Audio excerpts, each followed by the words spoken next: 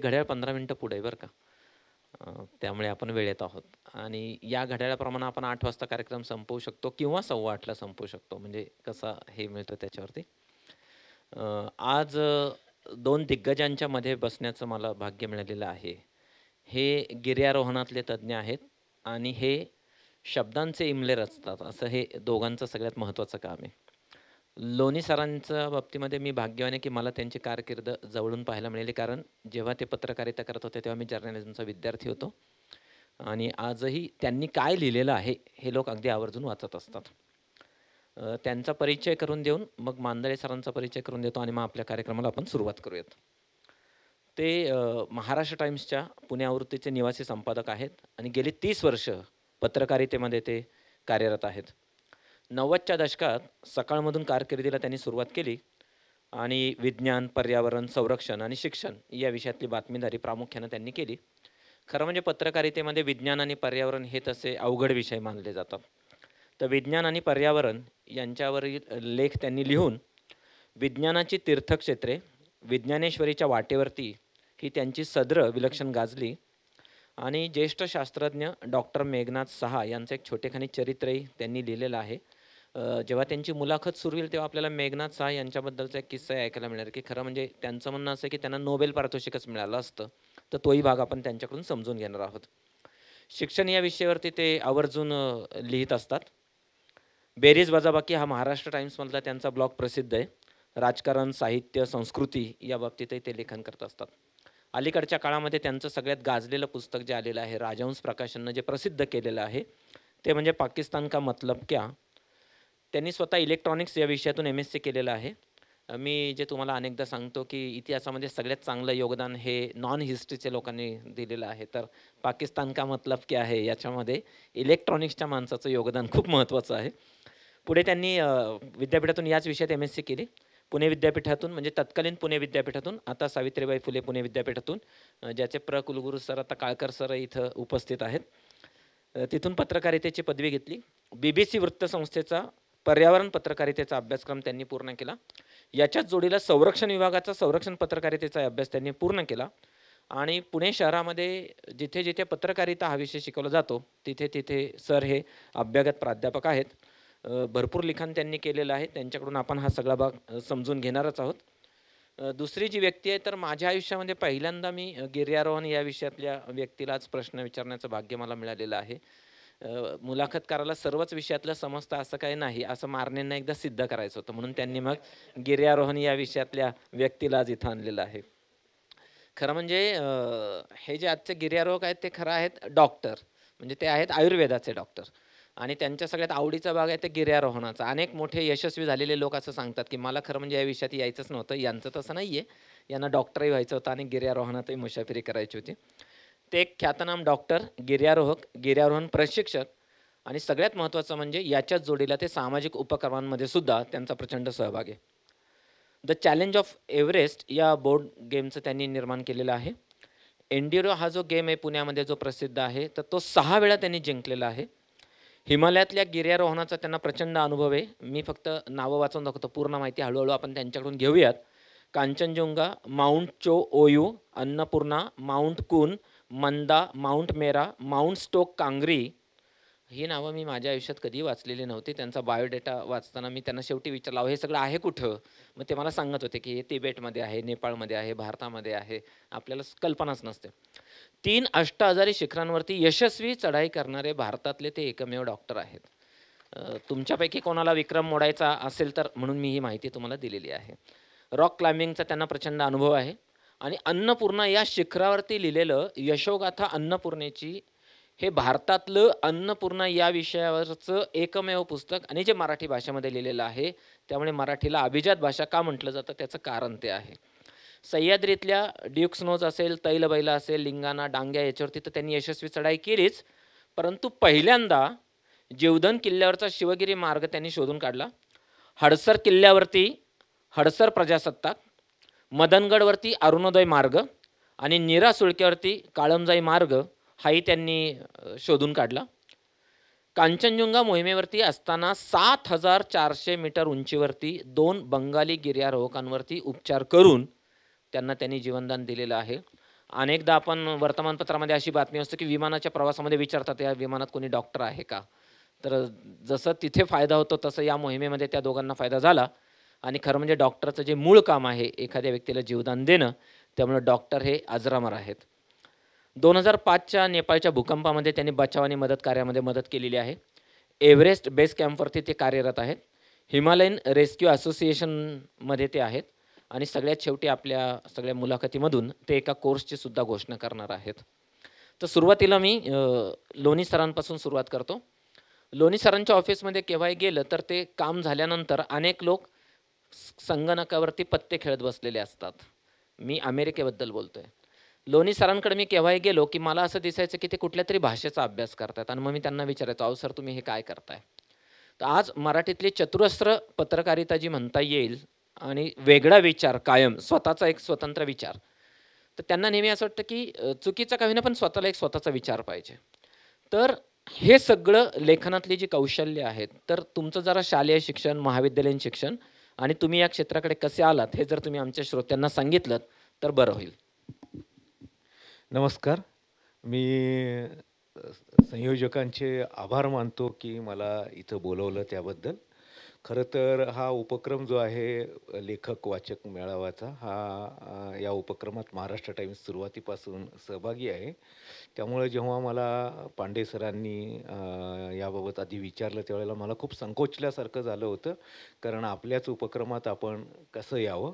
परंतु आमचे जे मुख्य संपादक आहेत पराग करंदीकर ते म्हणाले आणि त्याच्यानंतर पांडे सरांचा जो आग्रह होता तोही होता, की या निमित्तानं पुस्तकाबद्दलचा जो विचार आहे आणि एकूणच या भाग आपण जी मांडणी केली आहे त्याच्यामागचा जो मुख्य भाग आहे तो वाचकांपर्यंत जावा आणि त्यामुळं मग मी इथं येण्याचं ठरवलं.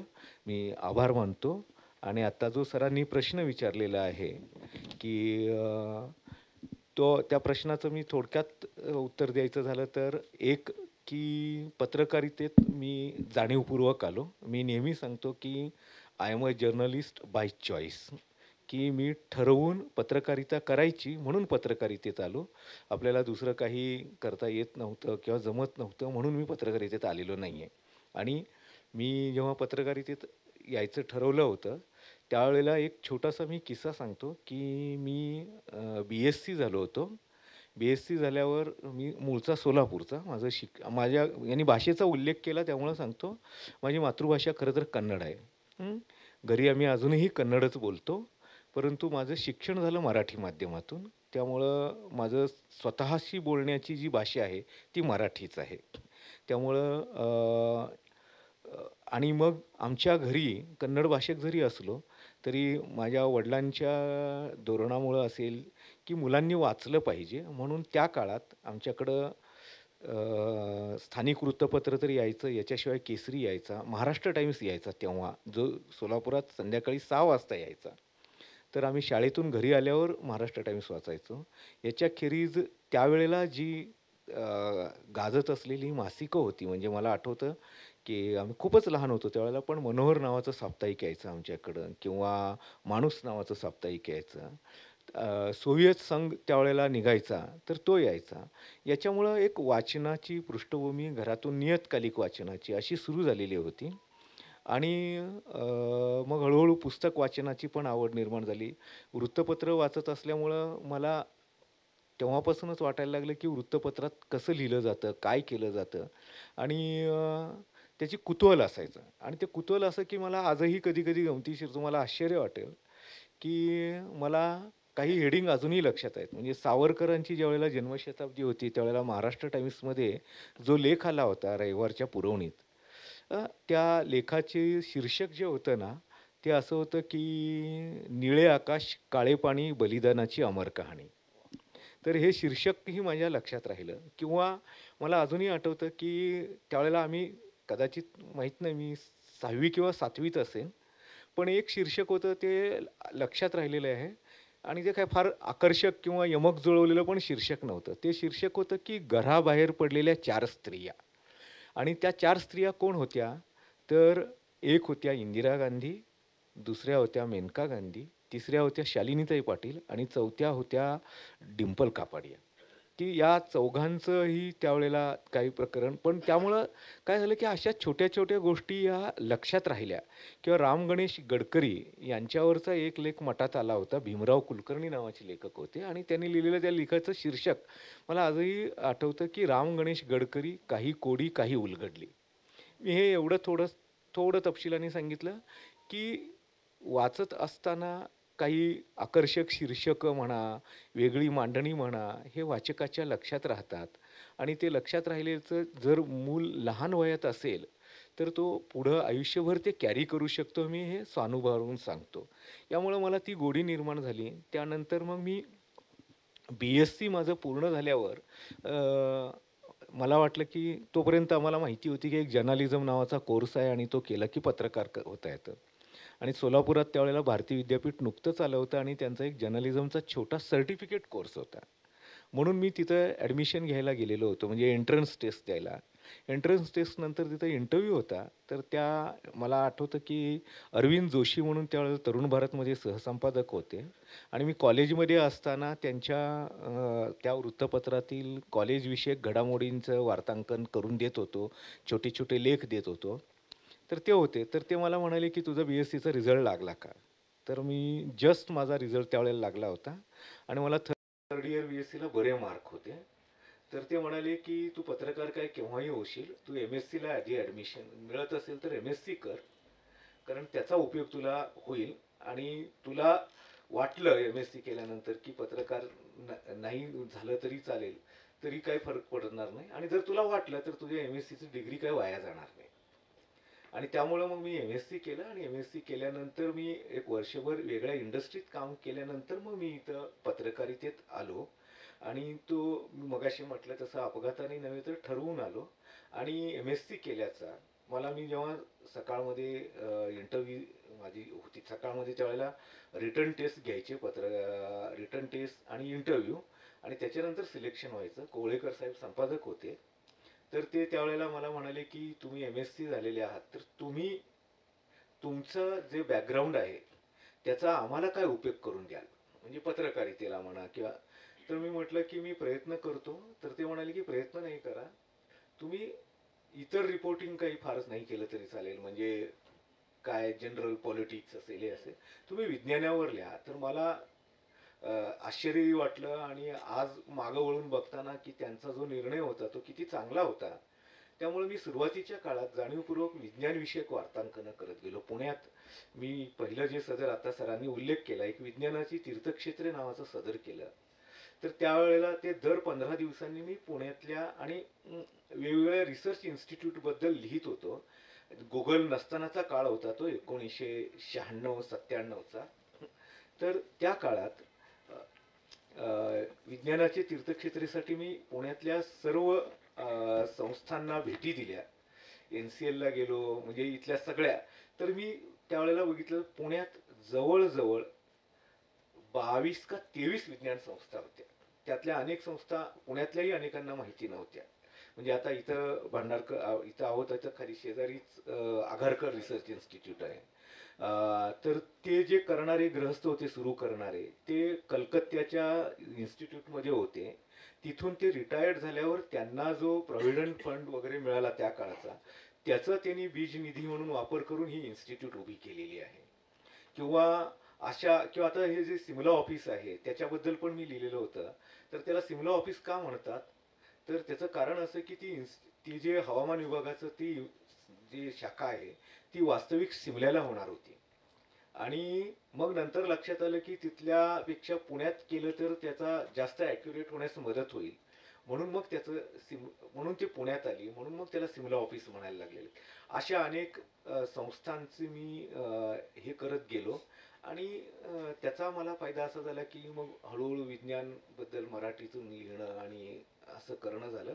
आणि ही माझी जी जडणघडण आहे ती एकतर वाचन सुरुवातीच्या काळात असं व्हायचं की एक पुस्तक म्हणजे माझ्या लहानपणी ना 40 पैशाला परिकथेचं पुस्तक मिळायचं.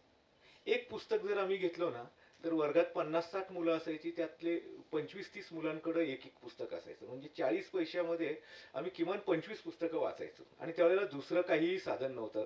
आजच्यासारखे मोबाईल नव्हते किंवा टी व्ही 24 तास नव्हता. आमच्या घरात तर त्यावेळेला टी व्ही नव्हताच, कारण लाईटच नव्हती. परंतु ज्यांच्याकडे असायचा तो टी व्ही, मला वाटतं की संध्याकाळी एक 3 तास चालायचा आणि सकाळी 1 तास चालायचा, 1 तास किंवा 2 तास.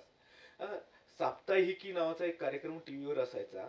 आणि त्या कार्यक्रमाचं आकर्षण काय आहे, तर रविवारी कोणता सिनेमा दाखवणार हे सांगायचे त्याच्यात. आणि मुलं ते लिहून घ्यायचे की या रविवारी हा सिनेमा दाखव. तर असा वेगळा काळ असल्यामुळं वाचनाबद्दलची एक आवड असो नसो हळूहळू डेव्हलप होत होती. पण त्या वाचनाचा मला मोठा लाभ असा झाला की विचार करायला लागलो. वाचण्याचं सगळ्यात महत्वाचं काय आहे की वाचन हे लेखकाचं माध्यम आहे. लेखकाला जे सांगायचं आहे तो ते लिहित असतो. आणि लेखक जे सांगतो ना, ते वाचक त्याला ते तर समजून घेतोच, पण ते समजून घेताना तो स्वतःच्या अनुभूतीशी पण त्याच्याशी जोडणी करतो. म्हणजे असं आहे की समजा एका शाळा नावाची कादंबरी आहे, ती जेव्हा आली त्याच्यानंतर मी लगेचच ती वाचत होतो. त्याच्यात मिलिंद बोकिलांनी डोंबिवलीची शाळा दाखवलेली आहे. त्यांचं गाव डोंबिवली आहे, तिथलं वर्णन त्यांनी केलेलं आहे. पण मी ती वाचत असताना मला आमची शाळा समोर येत होती, आमच्या शाळेतले शिक्षक समोर येत होते आणि मी तुलना करत होतो की यांनी ही बाई दाखवली आहे, तर आमच्या वेळेला कोण होत्या. तर वाचक आणि लेखक यांच्यात अशा पद्धतीने एक सह अनुभूतीचं नातं तयार होतं. किंवा मी शिवाजी विद्यापीठात MSc करत होतो, त्यावेळेला रंगनाथ पठारेंची चक्रव्यूह नावाची कादंबरी वाचली. ती त्यांनी पुणे विद्यापीठाच्या फिजिक्स डिपार्टमेंटवर बेतलेली होती. पण मी वाचत होतो कोल्हापुरात असताना शिवाजी विद्यापीठात. तर मी ती पात्र आमच्या डिपार्टमेंटमध्ये शोधत होतो.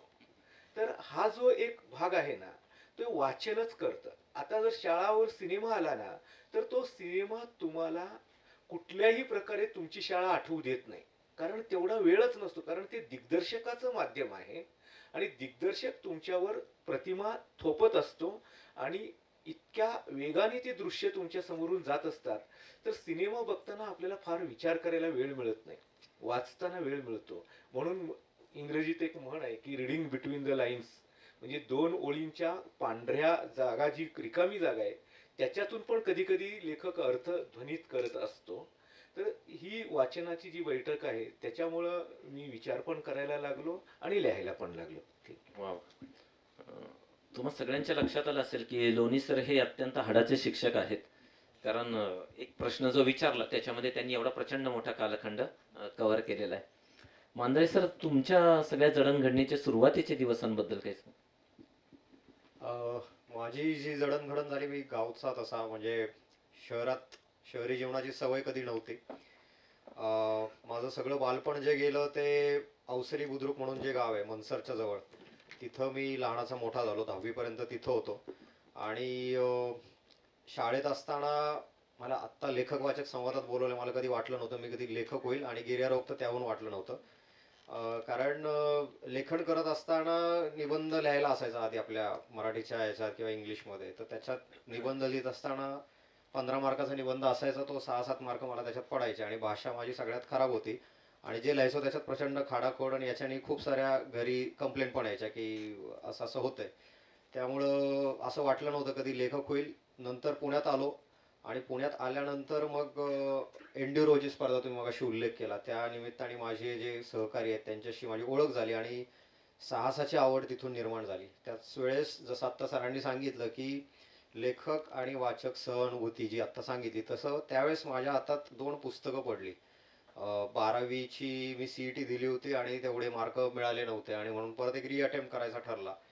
आणि त्यावेळेस मग मला बऱ्यापैकी वेळ होता आणि त्या दरम्यान मग नुसताच अभ्यास अभ्यास अभ्यास, तर काहीतरी वेगळं वाचूयात म्हणून 2 पुस्तकं गिर्यारोहणाची मला मिळाली. त्यात एक होतं प्र.के. घाणेकर सरांचं 7 सह्याद्रीची भटकंती किल्ल्यांची हे पुस्तक, आणि दुसरं होतं त्यात आज ते लेखक सुद्धा इथं उपस्थित आहेत, आनंद पाळंदे सर, ज्येष्ठ गिर्यारोहक पुण्यातले, महाराष्ट्रातले, त्यांचं डोंगर यात्रा हे पुस्तक. ह्या 2 पुस्तकांनी मला गिर्यारोहणाकडे येण्यासाठी प्रोत्साहित केलं.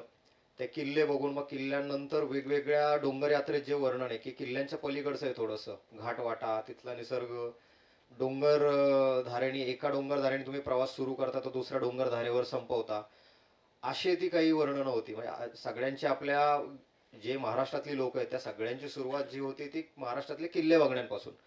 कारण किल्ले आपल्याला आपले सगळ्यांचे प्रेरणास्थान आहेत. त्यामुळं आपण जे ट्रेकिंग करतो म्हणजे आधी शाळेच्या सहलीनिमित्त किल्ल्यांवर जाणं व्हायचं, याला ट्रेक म्हणतात हेही माहीत नव्हतं. पुण्यात आल्यानंतर कळलं की ह्या अशा डोंगरात फिरणाऱ्याला ट्रेक म्हणतात. आणि मग ह्या दोन पुस्तकांनी गिर्यारोहणाबद्दलचं अजून कुतूहल जाणवलं. मग गिरीप्रेमी संस्थेशी ओळख झाली. तिथं मग माझं गिर्यारोहण वाढलं. आणि त्याच वेळेस पाळंदे सरच आहेत. पाळंदे सरांची एक कायम कंप्लेंट असायची की तुम्ही लिहित नाही तुमच्या मोहिमेचा वृत्तांत. तर अन्नपूर्णाच्या निमित्ताने मी तो लिहिण्यास आधी खूप छोटा असायचा आणि तो खूप टेक्निकल असायचा, म्हणजे गिर्यारोहकांना समजेल असा. पण बऱ्याचशा लोकांना आमच्या अनुभव किंवा त्या मोहिमेत काय घडलं हे जाणून घेण्याची उत्सुकता असायची. म्हणून मी एक अन्नपूर्णाच्या याच्यात छोटीशी डायरी सारखं लिहायला सुरुवात केली. आणि ते प्रचंड लोकांना आवडायला लागलं. आणि मग त्याच डायरीचं थोडंसं पुढं अजून पुस्तक रूपात रूपांतर झालं आणि यशोगाथा अन्नपूर्णाचे हे पुस्तक माझं तयार झालं. आणि दुसरं जे होतं तेच गिर्यारोहणातील दुर्गा. त्यासाठी सुद्धा 9 दिवस जे असतात नवरात्रातले, त्या नवरात्रातल्या 9 दिवसांमध्ये दर दिवशी एका महिला गिर्यारोहकांवरती मी लिहायचं ठरवलं. म्हणजे गिर्यारोहण हे पुरुष प्रधान असं समजलं जाणारं क्षेत्र, की पुरुषांचीच मक्तेदारी इथं. पण असं नाहीये. काही महिलांनी खूप अतुलनीय कामगिरी याच्यात करून ठेवली आहे. की उदाहरणच द्यायचं झालं तर आपण गिर्यारोहणाच्या फिल्म बघतो. पण या गिर्यारोहणाच्या फिल्म कराव्यात, तिथं कॅमेरा घेऊन जावा, हे एका महिलेला सुचलं आणि ते 125 वर्षापूर्वी सुचले. तर हे कसं कळालं, तर अगेन याच्यासाठी एक लेखक होण्यासाठी माझ्या मते एक उत्तम वाचक असणं गरजेचं आहे. तुम्ही माझं गिर्यारोहणातलं वाचन, आवडता विषय गिर्यारोहण आहे आणि इतिहास आहे. इतिहास संशोधक मंडळात सुद्धा मी काम केलेलं आहे. तिथं मोडी लिपी शिकलोय, तिथं इतिहासाची आवड निर्माण झाली. त्यामुळे इतिहास आणि माउंटेनिअरिंग असं दोन्ही क्षेत्रातलं वाचन जास्त झालं. आणि मग त्याच्यानंतर लिहिण्यासाठी त्याच्यातून मला प्रेरणा मिळाली. लोणी सर, तुम्ही मगाशी त्या सोव्हिएत मधल्या पुस्तकांबद्दल सांगत होता बघा. लहानपणी आपल्या ग्रंथालयांमध्ये ती पुस्तकं यायची, ती खूप कमी किमतीची असायची आणि ती खूप चित्रांनी भरलेली असायची, भयंकर आकर्षक पुस्तकं असायची. आता ती पाहायलाही मिळत नाही. परंतु वाचनाची आवड त्या सगळ्यातून डेव्हलप होत गेली होती. आता ते सगळं दुर्मिळ झालंय. पण तुम्ही हे जे मेघनाथ साहा बद्दल जे लिहिलं पुस्तक, मुळात तो विषय कसा सुचला आणि तुमची मांडणी काय होती साधारणतः त्या चरित्राच्या संदर्भात? मेघनाथ साहांचं चरित्र मी लिहिलं त्याला निमित्त होतं की 1997 साली आपल्या स्वातंत्र्याला 50 वर्ष पूर्ण झाली होती. त्यामुळे त्यावेळेला केशव भिकाजी ढवळे जे प्रकाशन आहे त्यांनी असं ठरवलं होतं की या निमित्तानं आपल्या या स्वातंत्र्य मिळवण्यात योगदान दिलेल्या वेगवेगळ्या क्षेत्रांमधील काहींची, म्हणजे त्यांनी करताना 50 लोकांची, कारण 50 वर्ष पूर्ण झाली म्हणून चरित्र छोटेखानी जी मुलांना वाचता येतील आणि मुलं वाचू शकतील अशा पद्धतीची लिहायचं त्यांनी ठरवलं. आणि त्याच्यात त्यांनी विज्ञानाच्या याच्यात मेघनाथ साहांचा ते आले होते. तर त्यावेळेला आपण एक सी.व्ही. रामन, ज्यांना आपल्याला नोबेल पारितोषिक मिळालेले माहिती आहे, एक चंद्रशेखर म्हणून होते, त्यांनाही नोबेल पारितोषिक मिळाले, परंतु त्यांची कारकीर्द प्रामुख्याने अमेरिकेत झालेली होती. मग होमी जे भाभा आहेत किंवा विक्रम साराभाई आहेत असे होते. तर विक्रम साराभाई, होमी भाभा हे अनेकांना माहिती आहेत, किंवा सी.व्ही. रामन परिणाम, त्या तो जो दिवस आहे त्या दिवसाला आपण विज्ञान दिन म्हणून साजरा करतो 28 फेब्रुवारीला, हेही माहिती आहे. मी म्हटलं की मग मेघनाथ साहांचं जे योगदान आहे ते त्या तुलनेत वाचकांना आणि लोकांना माहिती नाही आहे. मेघनाथ साहा हे एक असे शास्त्रज्ञ होते की ते अत्यंत प्रतिकूल परिस्थितीत, आज जिथं बांगलादेश आहे त्या म्हणजे पूर्वी त्याला पूर्व बंगाल म्हणायचे, त्या पूर्व बंगालमध्ये ते जन्मले. घरी अतिशय गरिबीचं वातावरण होतं. प्रतिकूल परिस्थितीशी झगडा देत ते शिकले आणि त्यांचा जो संशोधनाचं क्षेत्र होतं ते ॲस्ट्रॉनॉमी असं होतं. म्हणजे ज्याला आपण, आणि रेडिओ ॲस्ट्रॉनॉमी ज्याला आपण म्हणूयात की रेडिओ खगोलशास्त्र असं म्हटलं जातं. तर ते त्यांचं संशोधनाचं क्षेत्र होतं आणि ते क्षेत्र तुलनेने नवीन होतं त्यावेळेला. तो जो साधारणतः त्यांचा जो काळ आहे तो 1897 पासूनचा आहे पुढचा काळ. आणि त्या काळात ना की या क्षेत्रामध्ये अनेक नवनवीन शोध घडत होते, नवीन विषय पुढे येत होते. सायन्सचं आकलन हे नव्याने व्हायला लागलेलं होतं, की जसं सापेक्षतावादाचा सिद्धांत आला आणि वेगवेगळ्या विश्वाच्या उत्पत्तीच्या बद्दलचे मांडणी व्हायला लागलेली होती. तर त्या याच्यात त्यांनी जे संशोधन केलं, तर त्या काळात ना नोबेल पारितोषिक जे आहे ना ते ॲस्ट्रॉनॉमीला देणे, त्याला एक फिजिक्सचीच ब्रँच मानली जायची आणि त्या विषयाला काही नोबेल देण्याची पद्धत नव्हती. पण जर विषय असता तर त्यांना 100% त्याच्यात नोबेल पारितोषिक मिळालं असतं. आणि मेघनाथ साहांचं आणखीन एक वैशिष्ट्य असं आहे की त्यांनी सायन्स आणि सोसायटी म्हणजे विज्ञान आणि समाज या दोघांना जोडण्याचा त्यांनी जेवढा प्रयत्न केला तेवढा प्रयत्न त्यांच्या श्रेणीतील शास्त्रज्ञांनी क्वचितच केला असेल. ते स्वतः विद्यापीठात शिकवायचे. त्यांची कारकीर्द बऱ्यापैकी ही कानपूर विद्यापीठात झाली आणि मग नंतर कलकत्त्याला त्यांनी एक स्वतंत्र इन्स्टिट्यूट स्थापन केली, ज्याला आता आज मेघनाथ साहा इन्स्टिट्यूट म्हणून ओळखलं जातं. मेघनाथ साहांची पुण्यातली एक खूण म्हणजे आपल्या पुणे विद्यापीठात, सावित्रीबाई फुले पुणे विद्यापीठात मेन बिल्डिंग पासून आयुकाला जाण्याचा जो मार्ग आहे त्याला मेघनाथ साहा मार्ग असं नाव दिलेलं आहे. बहुतेक लोकांना माहितीच नसेल. तर ते नाव त्यांच्या नावाने आहे. तर हे त्यांची कामगिरी आहे. आणि त्यांचं दुसरं मी मगाशी म्हटलं की सायन्स आणि सोसायटी, तर ते विज्ञानाचं मासिक चालवायचे त्या काळात. म्हणजे एक शास्त्रज्ञ विज्ञानाचं नियतकालिक करतो आणि ते रिसर्च पेपर प्रसिद्ध करण्यासाठीचं जर्नल नव्हतं, तर ते रिसर्च सर्वसामान्य लोकांपर्यंत पोहोचवण्यासाठीचं जर्नल होतं. आणि मी जेव्हा हे लिहायचं ठरवलं तर त्यावेळेला राष्ट्रीय रासायनिक प्रयोगशाळा जी NCL आहे, त्या NCLच्या लायब्ररीत त्यावेळेला डॉक्टर विजय देवधर म्हणून ग्रंथपाल होते आणि त्यावेळेला डॉक्टर पॉल रत्नस्वामी हे NCLचे डायरेक्टर होते. तर त्या दोघांच्या परवानगीने मला NCLच्या लायब्ररीत, मी काही सायंटिस्ट नाही आणि अकॅडमिशियन पण नाही, तरी पण मला त्यांनी महिनाभर ती लायब्ररी वापरू दिली होती. आणि त्यावेळेला आजच्यासारखे मोबाईल फोन पण आलेले नव्हते की ज्याच्यातून फोटो काढू मी. तर त्यामुळं तिथं बसून नोट्स काढण्याशिवाय पर्याय नव्हता. परंतु त्यामुळं मी त्यांचे ते सायन्स अँड सोसायटीचे अंक जे आहेत ते मला वाचता आले, बघता आले. त्यांची मांडणी काय आहे ते कळाली. आणि त्यांचे 2-3 गोष्ट म्हणजे मेघनाथ साहांबद्दल माहिती नसेल, अनेकांना माहिती नाही आहे, की जेव्हा मला वाटतं तुम्ही मला करेक्ट करा मी जर चुकलो तर 37 किंवा 38 साली फैजपूर काँग्रेस जे झालं होतं त्याला सुभाषचंद्र बोस अध्यक्ष, 38 साली सुभाषचंद्र बोस अध्यक्ष होते. तर सुभाषचंद्र बोसांची एक दृष्टी होती की समजा आपला देश स्वतंत्र झाला तर तो स्वतंत्र झालेला देश आज वेगवेगळे उद्योग किंवा विज्ञान याबाबत कसं काम होईल याच्यासाठीची त्यांनी कमिट्या नेमलेल्या होत्या. त्यातल्या विज्ञानाच्या कमिटीचे अध्यक्ष मेघनाथ साहा होते. त्यांनी मेघनाथ साहांना विनंती केली होती की तुम्ही आम्हाला एक प्रारूप द्या की ज्याच्यामुळं आम्ही सायन्स इन्स्टिट्यूट्सना किंवा विद्यापीठांमधल्या संशोधनाला कशी चालना देऊ शकू. मेघनाथ साहांचं आणखीन एक वैशिष्ट्य असं की ते आपल्या संशोधनात जसे पक्के होते तसेच ते होकल होते. त्यांची जी मांडणी ते अतिशय ठामपणे करायचे. त्यामुळे 1945 साली कोठारी आयोग शिक्षणात खूप प्रसिद्ध आहे, DS कोठारींचा. त्याच कोठारींच्या अध्यक्षतेखाली 45 साली एक समिती नेमली गेलेली होती की विज्ञानाबद्दलची. त्यावेळेला अजून देश स्वतंत्र व्हायचा होता आणि त्यांनी एक अशी सूचना केली होती की विज्ञानांच्या संशोधनासाठी देशभर प्रयोगशाळांची एक साखळी निर्माण करायला पाहिजे. आणि ती साखळी म्हणजे CSIR म्हणजे सेंट्रल फॉर हे सायंटिफिक अँड रिसर्च इन्स्टिट्यूटची जी आहे, ज्याची एक प्रयोगशाळा पुण्यात NCL म्हणून प्रसिद्ध आहे, राष्ट्रीय रासायनिक प्रयोगशाळा. आणि मेघनाथ साहांचा त्याला विरोध. आणि पुढे देश स्वतंत्र झाल्यावर त्यावेळेचे जे पंतप्रधान होते त्यांनी ही आयडिया उचलून धरली आणि CSIR ची स्थापना झाली. मेघनाथ साहांचा त्याला विरोध होता.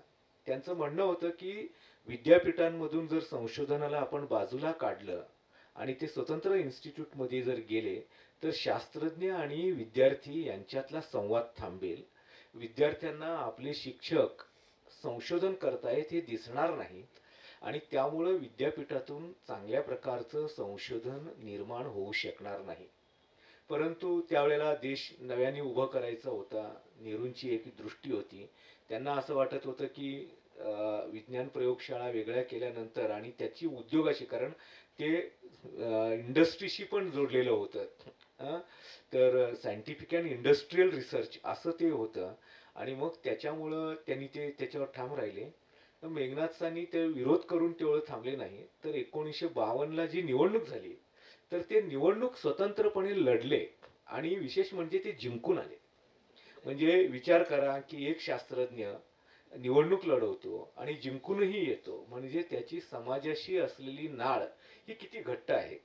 आणि ते एवढंच नाही तर त्यांनी योगदान पण दिलं. म्हणजे त्याच्यानंतर देशात जेव्हा, आता तुम्हाला असेल की आपल्या देशाचं एक राष्ट्रीय कॅलेंडर आहे.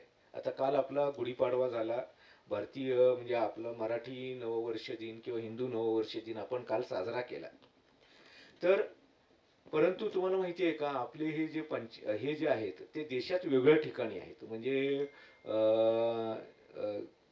तमिळ लोकांचा नववर्ष दिन वेगळा आहे किंवा त्यांचे सण वेगळे येतात, किंवा मग उत्तरेकडे आपण बघतो ना की त्यांचा श्रावण 1 महिना आधी सुरू होतो उत्तरेकडं आणि मग आपल्या इकडं श्रावण सुरू होतो. हे जे वेगळेपणा आहे आणि हा जो फरक आहे तो मिटवून काढण्यासाठी देशाचं एक राष्ट्रीय कॅलेंडर असावं, याच्यासाठी जी कमिटी नेमली होती त्या कमिटीचे अध्यक्ष होते मेघनाथ शाह. आणि त्यांनी आपलं जे कॅलेंडर आहे आपलं ते चांद्र कॅलेंडर आहे. आपण चंद्राच्या याच्यानी हे करतो आणि त्याच्यामुळं आपल्याला काय होतं की एक एक तिथीचा लोप होत असल्यामुळं आपल्याकडं दर 3 वर्षांनी एक अधिक महिना पण येतो आणि ते आपण दुरुस्ती करतो. तर हे सगळी कसरत करण्याऐवजी त्यांनी भारतीय सौर कॅलेंडर तयार केलं. त्यामुळे तुम्ही जर रेडिओ किंवा दूरदर्शन कधी फॉलो केलात, सकाळी पूर्वी रेडिओ लागल्यावर ती रेडिओची नेमकी ट्यून ती झाली की कार्यक्रम सुरू झाले ना की पहिल्यांदा ते सांगा ना की आज काय सोमवार, भारतीय सौर दिनांक. सौर दिनांक काय, तर चांद्र कॅलेंडरला त्यांनी सौर कॅलेंडर केलं आणि अधिक महिन्याची संकल्पना त्याच्यातून काढली. आज दुर्दैवाने काय आहे, भारतीय सौर कॅलेंडर हे फक्त सरकारी कार्यालये आणि रेडिओ आणि दूरदर्शन यांच्यापुरतंच मर्यादित आहे. आपल्या रोजच्या याच्यात आपण ते वापरतच नाही आहोत. तर मेघनाथ शाह हे अशा प्रकारचे एक समाजाशी घट्ट जुळलेले असे शास्त्रज्ञ होते आणि या छोटेखानी चरित्राच्या निमित्ताने मला मेघनाथ शाहांचा अभ्यास करता आला आणि मी कधी कधी असा आता जशी संधी मिळाली तशी कधी संधी मिळाली की मी शाहांबद्दल बोलत असतो. ती आवृत्ती उपलब्ध आहे का? आता दुर्दैवाने ना मी ते जे प्रकाशन संस्था आहे ती नंतर बंद पडली आणि मग नंतर काही काळ या अक्षरधारा जे आहे ते प्रदर्शनं घेऊन जायचे, त्या याच्यात ते पुस्तक ठेवत होते. त्यांच्याच कारण माझ्याकडच्या ज्या प्रती होत्या ते त्यावेळेला वाटण्यातच संपलेल्या होत्या. तर मी त्यांच्या एककडनंच मला वाटतं 2002 किंवा 3 मध्ये 1-2 प्रती विकत घेतल्या होत्या. पण हे घर बदलण्याच्या नादात मला एक प्रत आहे नक्की माझ्याकडं आणि त्यावेळेला कम्प्युटर्सवर लिहिलं गेलेलं नव्हतं. मी माझं जे ड्राफ्ट आहे तो मी हाताने लिहून दिलेला होता, त्यामुळे माझ्याकडे पण काही नाही आहे. पण ती प्रत शोधली तर मला मिळू शकते, कारण ना मला गेल्या वर्षी मी बोललो तुमच्याशी की गेल्या वर्षीच मला एक फोन आला होता एकाचा, बहुतेक नाशिक किंवा या साईडचं होते, की ते मेघनाथ शाहांवर अभ्यास करतात आणि संदर्भासाठी त्यांना माझ्या पुस्तकाचा रेफरन्स मिळाला होता.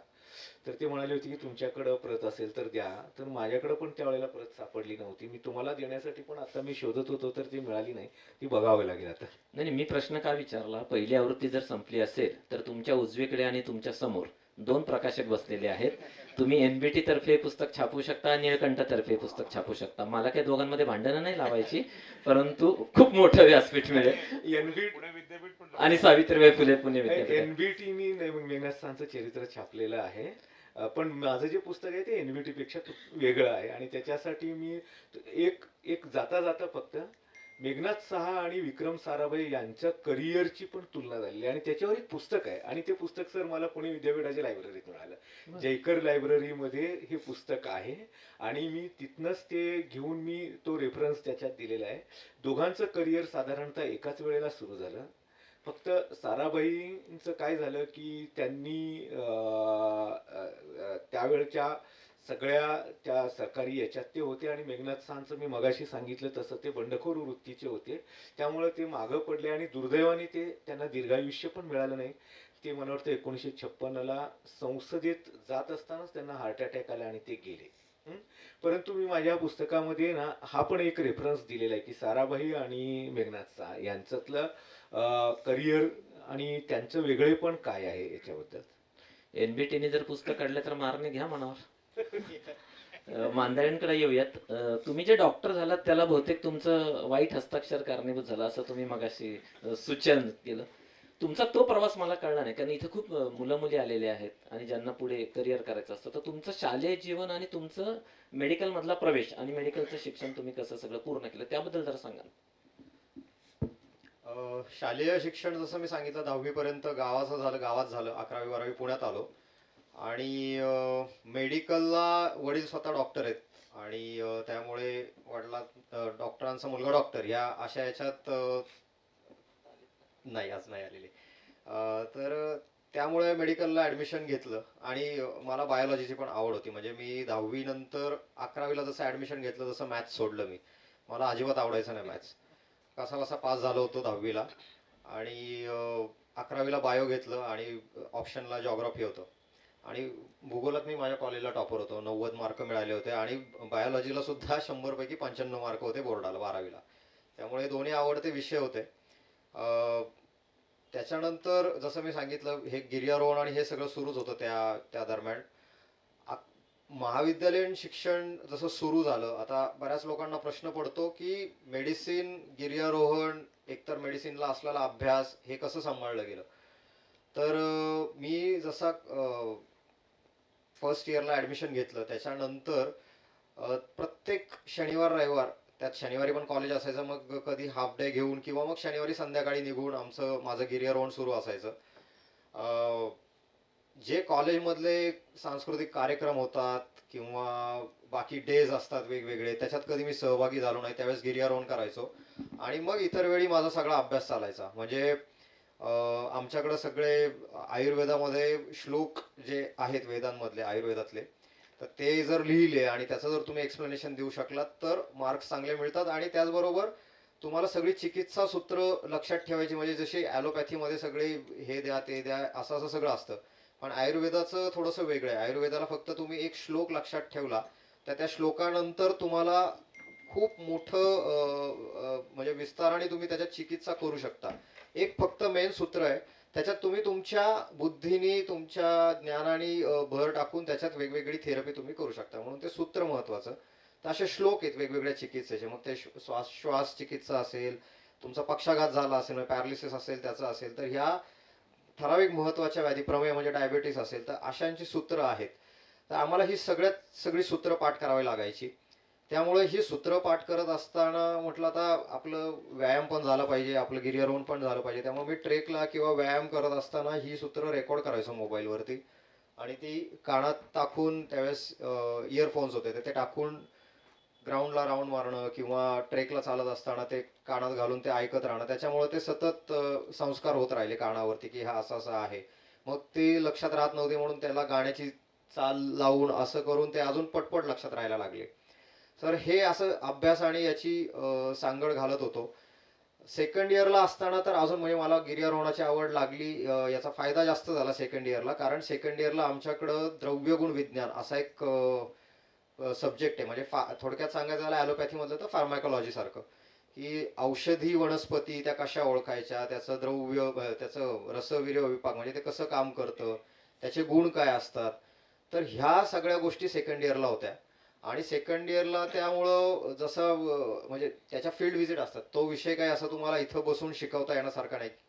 तर आमच्या फील्ड व्हिजिट असायच्या, आमच्या मॅडम आम्हाला घेऊन जायच्या, हिमालयात घेऊन जायच्या, सह्याद्रीमध्ये फिरवायच्या. त्यामुळं त्या वनस्पतींची एक वेगळी, काय म्हणतो आपण, बाकीच्या लोकांना ते जड जायचं तिथं डोंगरात जाणं, पण मी याला सरावलेला होतो कारण गिर्यारोहणाची पार्श्वभूमी होती. आणि गिर्यारोहण करत असताना फक्त चढाई नसून इतर त्याच्या बाजूने जे काही जो कॅनव्हास आहे सगळा त्या निसर्गाचा, त्यातला हा एक भाग आहे, तिथला लोकल फ्लोरा अँड फाउना. त्यामुळं सहज आपल्या सह्याद्रीत ज्या वनस्पती आहेत, बहावा असेल, तुमचं हिरडा, बेरडा, आवळा, ह्या सगळ्या वनस्पती आणि आमची ओरल असायची त्याच्यात. त्यामुळं ज्यावेळेस ओरल असायची त्यावेळेस एक काहीतरी पान समोर ठेवलं जायचं किंवा त्याचं काहीतरी द्रव्य समोर ठेवलं जायचं. म्हणजे करंजाचं फळ येतं छोटंसं, तर ते समोर ठेवलं जायचं. पण ही सतत तुमच्या एकदा समजून सांगणं एक त्या लेक्चरला, की ह्या आईला करंजा असं दिसतं आणि त्याचं हे असं असं असं असं आहे. पण ते प्रत्यक्षात जाऊन बघणं, फील्ड व्हिजिट करणं ते जास्त मनावर ठसतं. कारण आमच्या आयुर्वेदातला श्लोक आहे, की प्रत्यक्ष तो यदृष्टम शास्त्रम दृष्टम च यद्भवेत. प्रत्यक्ष मिळवलेलं ज्ञान हे सर्वात श्रेष्ठ असतं. म्हणून त्या फील्ड व्हिजिटला महत्त्व झालं माझ्या. आणि तिथं जे बघितलं गेलं ना ते, की हे असं दिसतं झाड, हे असं दिसतं. त्यामुळे त्या लोकल ओरलच्या वेळेस मला कधी त्रास झाला नाही आणि आरामात मी ती ओरल पास झालो. माझा सगळ्यात आवडता विषय द्रव्यगुण विज्ञान होता, गिर्यारोहणाशी रिलेटेड असल्यामुळं. ग्रेट. तुमच्या बोलण्यामध्ये जो पाठांतराचा मुद्दा आला, तर लोणी सर, अनेकदा मी तुम्हाला असं पाहिलं की तुम्ही नेहमी वचनपाठ करता, श्लोक पाठ करताना दिसला. तर पाठांतराबाबत तुमची स्वतःची पण एक भूमिका आहे, त्याच्याबद्दल जरा. पाठांतराला ना आजकाल थोडंसं बदनाम केलं जात आहे, असं माझं वैयक्तिक मत आहे. पाठांतर हवं या मताचा मी आहे.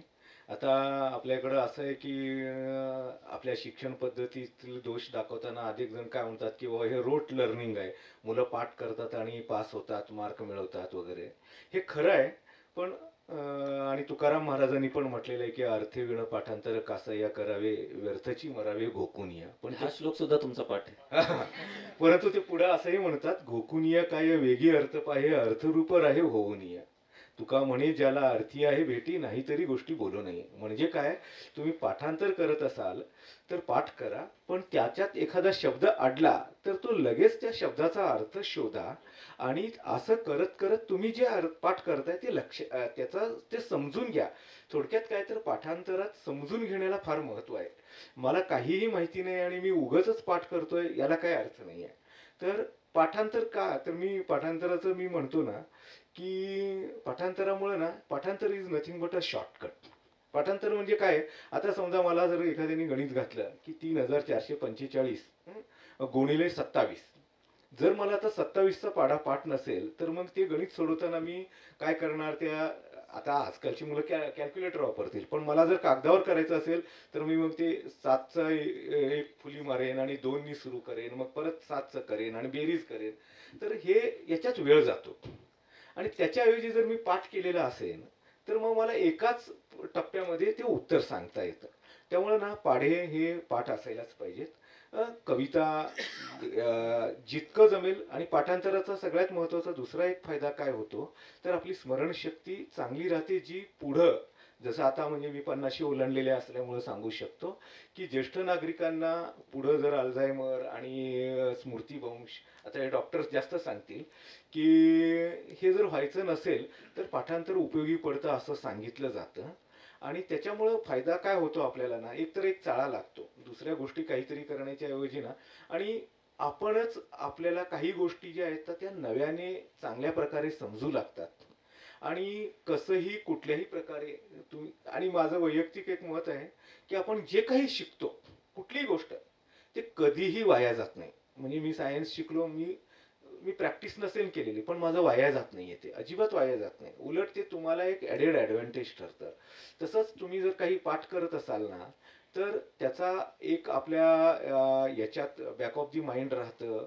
त्याच्यानंतर कुठंतरी काहीतरी, मी आता एक छोटं उदाहरण देतो की माझ्याकडे एक आपल्याला अनेकांना माहिती असतील, tukaram.com नावाची जी साईट आहे, त्याचे काम करणारे दिलीप धोंडे यांनी एक बातमी माझ्याकडं सांगितली की गांधीजींना ही जी 3 माकडांची जी प्रतिमा सुचली की बुरा मत देखो, बुरा मत सुनो आणि बुरा मत बोलो, तर ही सुचली याचं कारण की त्यांना तुकारामांचा एक अभंग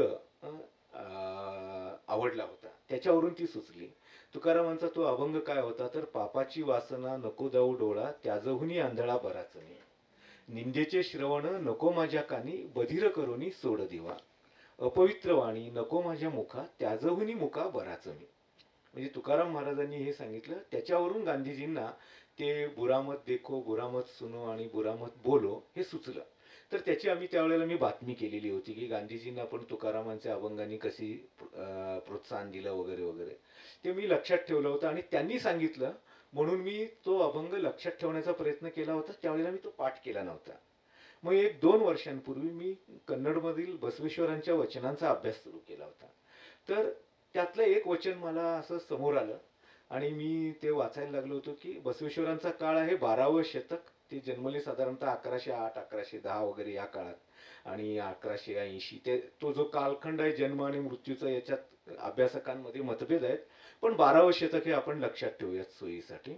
तर त्याच्यात ते आणि तुकाराम महाराजांचा काळ हा 17वं शतक 1609 का 1610 आणि ते 1650 42 वर्ष तुकाराम महाराज जगलेले आहेत 8.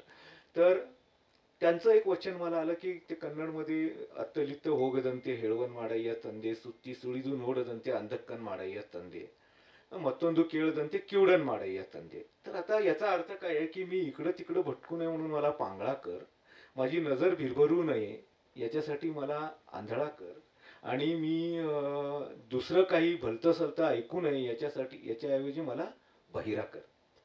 तर मी तो तुकाराम महाराजांचा अभंग लक्षात ठेवलेला असल्यामुळे मी हे वाचताना मला लक्षात आलं अरे हे तर एक काहीतरी याच्यात साम्य आहे. तर मग असे आपल्याला तो एक नाही जर मला ते माहिती नसेल तर मग या 2 गोष्टींमधला मला तो साम्य लक्षात आला नसता. मग तसंच मला तो साम्य असा दिसला की जो 18व्या अध्यायात ज्ञानेश्वरा माऊलींनी लिहिलेला आहे शेवटच्या याच्यात की दया तेथे धर्मो धर्मो तेथे सुखागमो सुखी पुरुषोत्तमो असे जैसा. याचा मूळ हे जे आहे ते म्हणजे चंद्र तेथे चंद्रमा शंभू तेथे अंबिका संत तेथे विवेका असणे की जे मध्ये आहे ते खाली. तर हे मी जेव्हा वाचलेलं होतं आधी आणि मग नंतर बसवेश्वरांचं असंच वचन आहे की ದಯವಿಲ್ಲದ ಧರ್ಮ ಯಾವುದಯ್ಯ ದೈವೇ ಬೇಕು सर्व प्राणीಗಳಲ್ಲಿ दैवे धर्मद ಮೂಲವಯ್ಯ ಕೂಡಲ ಸಂಗಯ್ಯನಂತಲ್ಲ दुल्लनಯ್ಯ. म्हणजे दया नसलेला धर्म तो कोणता. दया हवी सर्व प्राणी मात्रांना आणि तो जर नसेल तर त्याचा काय उपयोग. तर वेगवेगळ्या कालखंडातील वेगवेगळ्या संतांनी लिहिलेल्या याच्यात आपल्या इकडं हे जी संत परंपरा आणि विशेषतः भक्ती मुवमेंट जी आहे यांनी फार मोठा रोल आपल्या संस्कृती आणि हे सगळं टिकवण्यात केलेलं आहे. तर हा मला धागा केवळ मला ते पाठांतराची सवय असल्यामुळे लक्षात आला. वाह, खूपच छान. डॉक्टर साहेब, पहिल्यांदा घडलेलं हिमालयाचं दर्शन तिथपासून ते हिमालयाच्या अंगाखांद्यावरती खेळण्याची झालेली सुरुवात, हा सगळा प्रवास कसा होता? प्रत्यक्ष हिमालयाचं दर्शन माझं झालं 2009 साली ज्यावेळेस मी बेसिक माउंटेनरिंग कोर्स केला आणि त्याच्यानंतर 2013 साली आमची हनुमान तिब्बा नावाची एक्सपिडिशन ठरली जी मनाली नजदीक ते शिखर आहे आणि बियास नदी सगळ्यांना माहिती असेल. त्या बियास नदीचा उगम त्या हनुमान तिब्ब्याच्या पायथ्याला होतो. ते त्याचा बेस कॅम्पच बियास च्या ग्लेशियर तिथं बियास कुंडच्या जवळ लागतो. महर्षी व्यासांनी तिथं काही दिवस महाभारत लिहिलं असं म्हटलं जातं. सो ते हनुमान तिब्बा नावाच्या शिखरात त्यात माझा एक आत्ता टीममेट सुद्धा इथं आहे किरण साळस्तेकर, तो सुद्धा इथं आलाय. आमची पहिली मोहीम ठरली ती 2013 साली आणि पहिल्या मोहिमेत आम्ही हनुमान तिब्ब्याच्या कुणालाच माहीत नव्हतं की तिथल्या लोकल गाईडशी कसा संपर्क करावा. संवाद कौशल्य पण गरजेचं असतं गिर्यारोहणात, त्यासोबत तुमचं व्यवस्थापन गरजेचं असतं. आम्ही याच्यात पूर्ण अनभिज्ञ होतो कारण पहिल्यांदाच मोहीम होत होती. फक्त शारीरिक फिटनेस होता, सगळे तरुण होते, तरुण सळसळतं रक्त. आम्ही निघालो आणि एकामागं एक असे कॅम्प लावत गेलो. याला हिमालयात ज्यावेळेस तुम्ही जाता त्यावेळेस ॲक्लमटाईज होणं ही एक प्रक्रिया असते. म्हणजे अति उंचीवरच्या हवामानाशी तुम्हाला तिथं ऑक्सिजन कमी असतो म्हणून तुम्हाला तुमच्या शरीराला थोडा वेळ द्यावा लागतो ते ॲक्लमटाईज होण्यासाठी, त्या हवेशी समरस होण्यासाठी. आम्ही थोडी इथं गफलत केली आणि पटापट करत तरी सुद्धा आम्ही समिट कॅम्प पासून जे शिखर माथा आहे त्या शिखर माथ्यापासून फक्त आम्ही 200 फूट खाली येऊन थांबलो. आता फक्त असे टाच वर केली की आम्हाला शिखर माथा दिसत होता. पण त्यावेळेस तिथल्या ज्या स्नो कंडिशन होत्यात म्हणजे हिमालय हा खूप अस्थिर आहे. आपल्याकडं सह्याद्रीत जसा रॉक एवढाच आपल्याला दिसतो, फक्त कातळ दिसतो. हिमालयात तसं नाही, तिथं रॉक सुद्धा आहे, तिथं हिम सुद्धा आहे. हिम म्हणजे स्नो जो मऊ असतो आणि तिथं बर्फ सुद्धा आहे जो कडक टणक असतो. जे आपल्याकडे बर्फाच्या लाद्या येतात, स्नोची कधी लादी नसते, आपण बर्फाची लादी म्हणतो. ठीक आहे, तर तो आईस आणि स्नो यातला फरक कळायला पाहिजे. तिथं ज्यावेळेस आम्ही गेलो त्यावेळेस प्रचंड भुसभुशीत स्नो होता आणि त्या स्नो मधून जर क्लाइंब आम्ही केलं असतं तर हिमालयात काही हे धोके आहेत. ज्यावेळेस तुम्हाला ती कंडिशन कळाली पाहिजे, तुम्हाला चढण्यासाठी ती सुरक्षित आहे की नाही. त्यावेळेस ते वातावरण, तिथली कंडिशन ती अतिशय धोकादायक होती. आम्ही खूप एका तीव्र उताराच्या उतारावरती होतो आणि तिथून थेट 10,000 फुटाचा ड्रॉप होता डाव्या हाताला. तिथून जर आम्ही वर गेलो असतो, ती जर खालची भुसभुशीत जमीन किंवा तो स्नो सटकला असता, तो जर खालची पायाखालची जमीन सरकणे जे आपण म्हणतो, तसा जो स्नो निघाला असता, तर आम्ही जे तिथं आधारासाठी अँकर लावतो, काही रोप लावण्यासाठी काही आम्ही तिथं अँकर ठोकलेले असतात, त्याच्यात रोप ओवला जातो, पण ते अख्खच्या अख्खं निघून येऊ शकतं. सगळी टीम खाली जाऊ शकते, सगळ्यांच्या जीविताला धोका होऊ शकतो. एक जरी माणूस तिथून सटकला रोप फून चालत असताना, तर ते अख्ख्या टीमला तो खाली घेऊन येऊ शकतो. त्यामुळे तिथं आम्ही निर्णय घेतला की आपण परत जाऊयात. परत गेल्यानंतर मनालीत गेलो. मनालीत गेल्यानंतर परत एकदा विचारणा झाली की सेकंड अटेम्प्ट करणार का. आता एकदा तिथं जाऊन आल्यानंतर सगळी मोहीम, सगळा गाशा गुंडाळून आपण आपल्या घरी आलो आणि परत विचारलं की आता परत जायचं का. तर आमच्यातले 2-3 जण आम्ही तयार झालो की यस, आता परत एकदा अटेम्प्ट करून बघू. आता हवामानाशी समरस होतो आम्ही. आम्ही वर गेलो आणि परत जिथं पहिल्या प्रयत्नात जिथं जाऊन पोहोचलो होतो तिथं जाऊन पोहोचलो. आता पर्वत कसा, म्हणजे आपण आपल्या जीवनात सुद्धा काही गोष्टी ग्रांटेड घेतो. हे हिमालयाने मला शिकवलेली सगळ्यात पहिली गोष्ट की never take anything granted in mountain and also in your life. आम्ही ज्या पहिल्या वेळेस तिथं गेलो होतो तिथं स्नो होता. तिथं स्नोमध्ये लावायचे अँकर्स वेगळे असतात. तिथं ज्यावेळेस पोहोचलो तिथं स्नोच्या जागी 7 दिवसात पूर्ण टणक बर्फ आला होता. आमच्या डोक्यात एक होतं की तिथं स्नो लागणारे एवढे अँकर कमी पडलेत, आपण जास्त अँकर घेऊन जाऊ. तिथं सगळे ते अँकर होते आणि तिथं भलतेच आईसमध्ये लागणारे वेगळ्या अँकरची गरज होती. ते फक्त आमच्याकडे एकच होतं. आणि परत एकदा तिथून खाली आलो. इंद्रासन नावाचं एक शिखर आहे जिथं देवतिब्बा आणि इंद्रासन, त्याचा कहाणी अशी आहे की देवतिब्बा म्हणजे समोर देवाचा दरबार भरतो आणि हे इंद्राचं आसन, म्हणून त्या शिखराचं नाव इंद्रासन. आणि समोर त्याच्या खाली उंचीने कमी असलेलं देवतिब्बा असे. हे पण मनालीच्या जवळ शिखर, अत्यंत अवघड शिखर आहे. एव्हरेस्ट खूप साऱ्या लोकांना माहिती आहे, पण काही शिखरं हिमालयातली अशी आहेत की ज्याच्यावरती खूप कमी लोकांनी आजपर्यंत चढाई केली आहे. इंद्रासनची जर सगळी संख्या धरली तर मोजून 25 ते 30 अख्ख्या जगात लोक असतील ज्यांनी इंद्रासनवरती चढाई केलेली आहे. आम्ही ते अटेम्प्ट करण्याचा प्रयत्न केला. त्या मोहिमेदरम्यान एक मोठा हिमकडा कोसळला. तुम्ही आता विंटरमध्ये डिसेंबर-जानेवारीमध्ये आपण सियाचीनच्या किंवा आपले जवान हिमाच्या ढेगाखाली गाडले गेलेले आपण ऐकतो, त्याला ॲव्हलांच म्हणतात. आमची माझ्या टीममधल्या माझ्या मागं आनंद माळी आणि पुढं अक्षय पत्के होते दोघंही. ते माझ्या समोरून त्या रोप सकट खाली गेले. रोप तुटला, हिमाचा कडा कोसळला, रोप तुटला आणि ते दोघंही खाली गेले. आणि माझ्या समोर मी बघत होतो त्यांना पायथ्याला पोहोचलेले. 1800 फूट हे अंतर कापून जाण्यासाठी म्हणून 9 ते 10 सेकंदात ते खाली पोहोचले होते. आणि ते खूप थरकाप उडवणारी ती गोष्ट होती. आणि मग आम्ही सगळ्यांनी तो माउंटनचा सिग्नल समजला की माउंटनची आत्ता इच्छा नाही. पर्वतांचा असं आहे की पर्वत त्यांची इच्छा असेल तर तुम्हाला बोलवतात आणि तरच तुम्ही त्यांच्या माथ्यावरती पाव ठेवू शकता. निसर्गापुढे आपण कधीच जिंकू शकत नाही. पर्वत हे निसर्गाचंच रूप आहे. तर 2 मोहिमा आमच्या अपयशी ठरल्यानंतर मग मात्र नाही, एकच मिनिट, त्या दोघांचं काय झालं?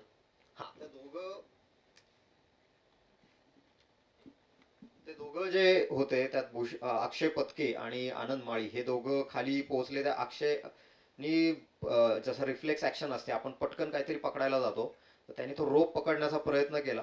पण रोपच तुटल्यामुळे त्याचं फ्रिक्शन झालं, त्या रोपवरती हात स्लाइड झाला आणि ग्लोव्ज घातलेले असतात. आम्ही तो ग्लोव्ज फाडून त्याच्या हाताला आत रोप, आपण काचतं म्हणतो ना हाताला, तशी ती बर्न झाल्यासारखी जखम झाली होती. दोघं सुदैवाने वाचले होते. म्हणजे हे दोघं वाचलेत. म्हणजे ते हालचाल करताना आम्हाला 10-15 सेकंदांनी असं दिसलं की हालचाल करतायत. पण नंतर आमची भीती वाढली, कारण असं वाटलं की बरं झालं हे दोघं खाली गेले, आता आपली पाळी आहे.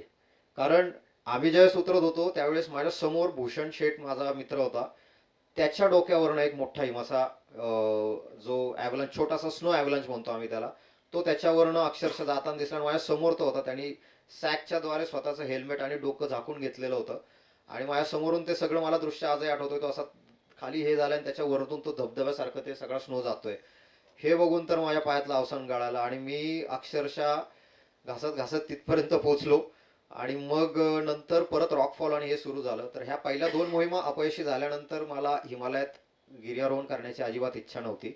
कारण एवढे प्रयत्न करतोय, 20-20, 30-30 दिवस तिथं मेहनत करतोय आणि आपल्याला शिखर माथा अजून काही जवळ येत नाहीये. तर फायनली एक स्टोक कांगरी नावाचं शिखर झालं माझ्याकडनं. आणि मग मी चोयू, त्यानंतर कांचनजंगा, अन्नपूर्णा ह्या अष्टहजारी शिखरांवरती चढाई केली. पण माझं गिर्यारोहणाचं जर सांगायचं झालं, या तुम्हाला यशस्वी झालेल्या मोहिमानंतरच्या खूप साऱ्या आहेत.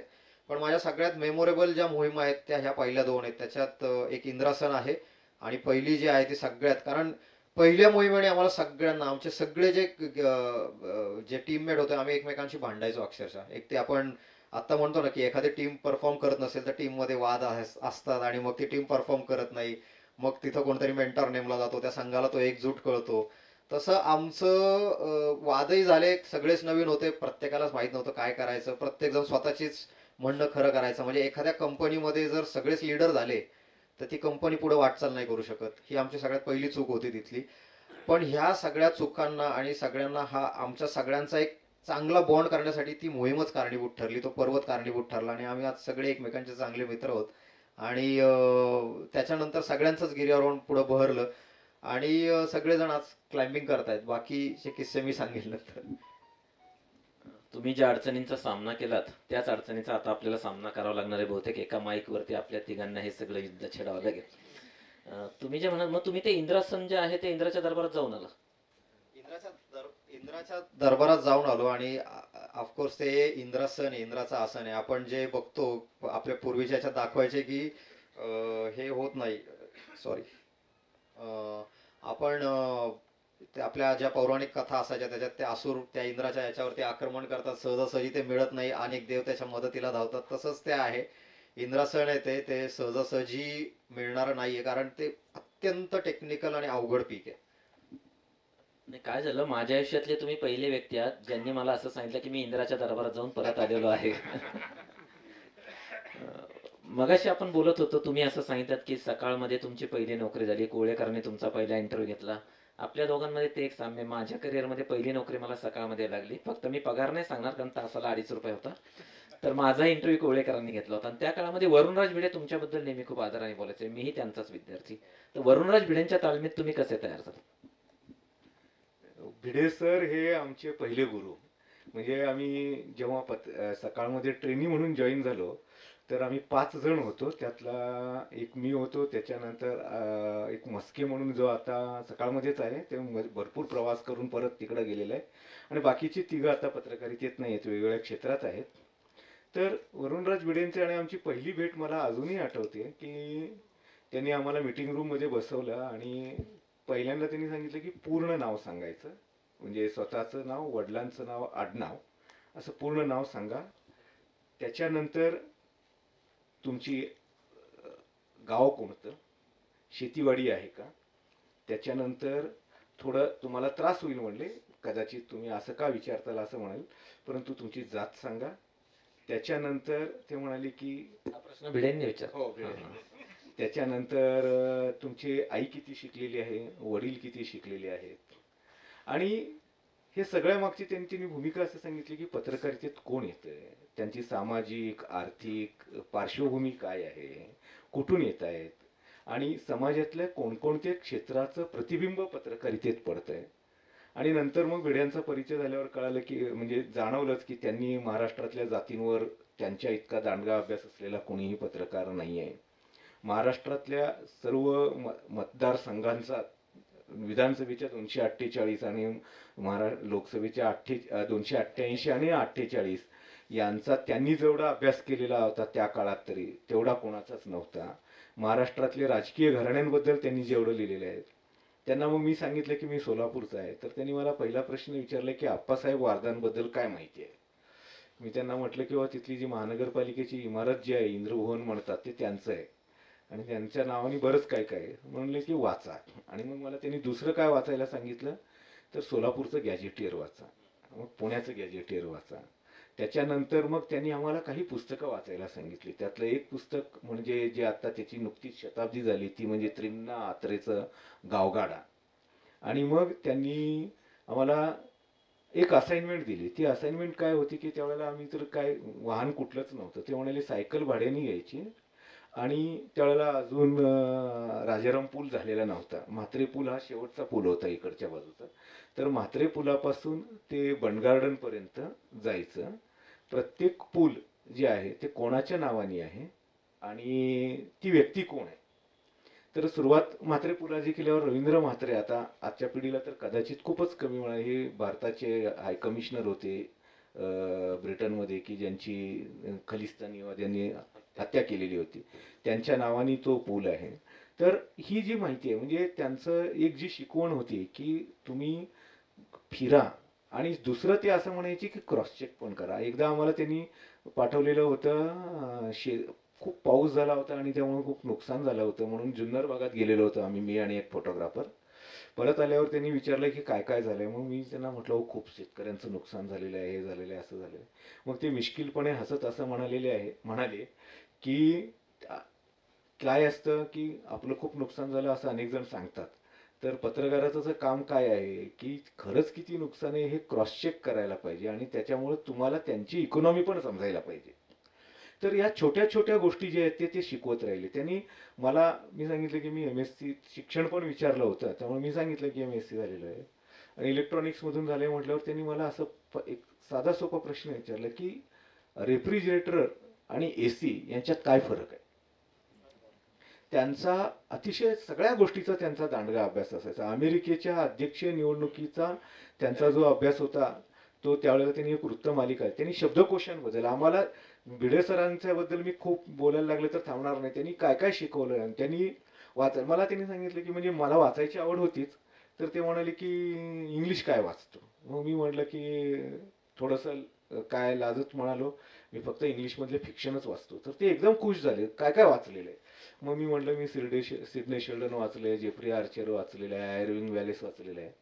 मग ते म्हणाले माझ्याकडे याचं खूप कलेक्शन आहे, तुला कोणाचं पुस्तक हवं असेल तर सांग, मी देत जाईल. तर त्यांचं म्हणणं काय आहे की आणि त्यामुळे मग ते वाचन, मला काय वाटलं की ते तुम्ही शेक्सपियर वाचलंय का आणि हे वाचलंय का असं विचारतील. तर ते ते झालं. त्याच्यानंतर मग त्यांनी शब्दकोश, त्यांना कोशांची इतकी आवड होती की त्यांच्याकडे स्वतःचं कोशांचं कलेक्शन होतं सगळं. तर शब्दकोश, विश्वकोश हे सगळे. आणि आमच्याशी म्हणजे मला आठवतं मी एज्युकेशन बीट करत होतो सर, तर बातमी काय होती, तर अगदी साधी बातमी होती की SP कॉलेजमध्ये आहे ना की बोर्डानी ना डिसेक्शन असतं 12वीला, बेडकाचं डिसेक्शन करावं लागतं आणि त्याचं ब्रीडिंग कॉलेजच करतं त्या बेडकांचं. तर एकदा गंमत अशी झाली होती की बेडूकच मिळत नव्हती SP कॉलेजमध्ये. तर ते मिळत नसल्यामुळे ना मला, माझे एक तिथं शिक्षक होते, ते माझ्याबरोबरचेच म्हणजे मी ज्यांचं पुस्तक वाचून इलेक्ट्रॉनिक्सचा अभ्यास केला ते तिथं होते. तर त्यांनी एक गंमत म्हणून सांगितली, अरे प्रॉब्लेमच झालेला आहे, इथं बेडकच मिळत नाहीये. भाऊ कॉलेजमध्ये नॉनव्हेज. तर मी साधी सोपी बातमी केली की बाबा यांना मिळत नाही, आणि म्हणून त्यांनी काय सांगितलं होतं मुलांना की तुम्हाला बेडूक मिळालं तर तुम्ही पकडून आणा. तर मी तशी बातमी केली की बाबा हे मिळत नाही आणि त्यामुळे विद्यार्थ्यांना त्यांनी बेडूक आणायला सांगितलेलं आहे म्हणून. तर ती वरुणराज भिडेंनी वाचली आणि ते म्हणले की इकडे बस म्हणले माझ्या शेजारी. आणि मग मला त्यांनी त्याची कॉपी जी पहिली आहे तो बदलून त्यांनी मला सांगितलं, आणि की अशी रंजक केली की आता SP कॉलेजमध्ये सांगतायत की बेडूक पकडा बेडूक, आणि त्याचं त्यांनी शीर्षक पण तसंच दिलं की बेडूक पकडा बेडूक. आणि ती पहिल्या पानावर छापून आली, मग चर्चा झाली. आणि विशेष म्हणजे त्याच्यानंतर जे बोर्ड ऑफ स्टडीजची मिटिंग झाली SSC बोर्डाची, तर त्यांनी मग त्याच्यानंतर बेडकाला ऑप्शन म्हणून झुरळाचं डिसेक्शन पण चालेल असं सांगितलं आणि तो इम्पॅक्ट मिळाला. वा. म्हणजे एक छोटीशी बातमी असते ना की ही त्यांची वैशिष्ट्य होतं. मी आता नाव व्यू वगैरे सांगणार नाही, पण एक काय झालं की हे भानुविलास थिएटर होतं पुण्यातलं, ते बंद पडलेलं होतंच तेव्हाही. तर त्याचा लिलाव होणार अशी नोटीस आलेली होती. राजीव सावडे चीफ रिपोर्टर होते, तर ते मला म्हणाले की इन्कम टॅक्स ऑफिसमध्ये जा आणि ही नोटीस आहे 20C वगैरे, मला एवढंच आठवतं आता, तर जरा काय आहे कशासाठी काढले जरा चेक करून ये. मग मी तिथं ते जाऊन आलो आणि त्यांनी दिलेल्या माहितीवर मी त्याची एक बातमी केली. ती बातमी छापून आली. छापून आल्यानंतर त्याचे जे त्या ओनर होते ना ते भांडत भांडत आले, आणि मी त्यावेळेला ट्रेनी रिपोर्टर होतो. मला तर म्हणजे भीतीच बसली की बाबा आता हे काय होणार वगैरे. आणि ते एकदम तणतणत होते, आणि काही लोकांनी त्यांना शांत वगैरे केलं. तर तिकडनं भिडे सर आले आणि त्यांनी बघितलं आणि ते त्यांना उलटून 1-2-4 बोलले आणि त्यांना पाठवलं. आणि ते म्हणाले, "अरे कशाला तू टेन्शन घेतोस?" म्हणले. "हे कोण आहेत?" म्हणले लोक. "हे जेव्हा पुणे बुडत होतं त्यावेळेला निजामाला जाऊन मिळालेली लोक आहेत." म्हणले. "तू काय यांच्या नादाला ग्रेट. तर म्हणजे असा कॉन्फिडन्स पण ते आणायचे आणि आम्हाला निर्धास्त करायचे आमच्या कॉपी आणि हसत खेळत शिकवायचे. त्यामुळे ना भिडेंचा बाबतीतला की दुर्दैवाने ते खूप लवकर गेले, अकाली गेले. ते जर असते तर म्हणजे टेलिव्हिजन जर्नलिझम सुरू व्हायच्या आधी गेले. ते जर असते तर एक मोठा चांगला अधिक व्यापक प्रमाणावर लोकांपर्यंत ते पोहोचले असते. म्हणजे वरुणराज भिडे म्हणजे चालता बोलता कोश खरा, म्हणजे 2च मिनिटांमध्ये मला अगदी एक मोह तो आठवण सांगायचं, इथं प्रकुलगुरू बसलेले आहेत म्हणून. वरुणराज भिडेंची 3 दिवस जर्नलिझम डिपार्टमेंटला भाषणं झाली जात या विषयावरती. तत्कालीन पुणे विद्यापीठाचे कुलगुरू गोवारीकर सर 3ही दिवस श्रोत्यांमध्ये समोर बसलेले असायचे. ते एकदाही व्यासपीठावर बसले नाहीत. त्यांनी 3ही दिवस ती व्याख्यानं ऐकली होती. मला प्रकुलगुरूंचं कौतुक वाटतं. आता आमचा हा 14वा कार्यक्रम आहे. एकदाही ते व्यासपीठावर बसले, कायम ते श्रोत्यांमध्ये बसून ऐकत असतात. बहुतेक तो धागा अजूनही तिथे चालू आहे. आणि वरुणराज भिडेंची आणखी एकच किंचित आठवण सांगतो. फर्ग्युसन कॉलेजला आम्ही दोघं सकाळी गेलो. तर त्यांना असं कळलं की त्या तत्वज्ञान कोशाच्या कार्यालयामध्ये 3 कोश आणि 20 पुस्तकं असे संच पडलेले होते. तर कोणीतरी त्यांना सांगितलं, बघा ना हे खपत नाही, काय नाही, काय म्हणाले, काळजी करू नका, उद्या बघा मी काय करतो. दुसऱ्या दिवशी त्यांनी बातमी छापली सकाळमध्ये. फर्ग्युसन कॉलेजमध्ये 5:30 वाजता लोक रांगेत उभे होते. 11 वाजता सर्व आतमधले संच संपलेले होते. पत्रकाराची काय ताकद असते. एक फक्त या निमित्तानं त्यांचं एक एक किस्सा अगदी ते हे जे दळणकांड करणारे जे चक्कीवाले असतात त्यांचे एक असोसिएशन असते. तर ते एक पत्रक घेऊन आले होते. त्यावेळेला राज्य सरकारने एक जी आर काढला होता की मिश्र म्हणजे भेसळ होते म्हणून मिश्र तुम्ही जर काही दिलं तर त्याचं दळणकांड करू नका असं होतं. तर ते पत्रक होतं आणि ते जे पत्रक करणारा उपसंपादक आहे त्यांनी एक 4 ओळीची अशी बातमी त्याची केलेली होती. ती बातमी चुकून भिडे सरांच्या हातात पडली. तर ते म्हणाले, "अरे ही बातमी नाही आहे." म्हणले. "काय बातमी आहे मग?" तर ते म्हणाले की "मग आता भाजणीचं जर कोणी आणून दिली तर ते काय त्यांनी दळून देणार नाहीत का त्याचे?" तर त्यांनी बातमी अशी केली की राज्य सरकारच्या नव्या आदेशामुळे तुम्ही भाजणीचं थालपीठ खाऊ शकत नाही. वा वा. बेडकांचा विषय निघाला म्हणून एकच मिनिटात सांगतो. विनोबांचा जन्म झाला गागोद्याचा आणि विनोबा गेले वर्धेला राहायला. तर लोकांनी त्यांना म्हटलं की एकदा गागोद्याला भेटायला या. तर विनोबांनी निरोप पाठवला होता, गागोद्याला सगळे लोक बेडूक पकडतात, त्यांच्या तांगड्या अमेरिकेला निर्यात करतात. माझ्या लहानपणी मी डराडरा ऐकलेला आहे, ज्या दिवशी गागोद्याचे लोक अमेरिकेला तांगड्या निर्यात करायचं थांबवतील त्या दिवशी मी गागोद्याला परत येईन. आणि खरं म्हणजे विनोबानंतर गागोद्याला फारसे आलेच नाहीत. हे आम्ही दोघं भिडेंवरती बोलत बसलो तर तुमच्याकडे येणं राहायचं. तुम्ही जे बंगाली 2 गिर्यारोहकांना वाचवलं असं जे लिहिलेलं आहे, तर तो नक्की काय किस्सा आहे? बंगाली गिर्यारोहक आम्ही कांचनजंगा आमची गिरीप्रेमीची एक्सपिडिशन होती 2019 साली. इको एक्सपिडिशन होती ज्याच्यात आम्ही तिथल्या पर्यावरणाचा पण अभ्यास करणार होतो आणि त्याचा समिट अटेम्प्ट आमचा सुरू होता. कांचनजंगाचा समिट कॅम्प म्हणजे शेवटचा कॅम्प लागतो 7,500 मीटर या उंचीवरती आणि तिथून कांचनजंगाचा समिट आहे 8,586 म्हणजे साधारण 1,100 मीटरचा तो समिट अटेम्प्ट आहे.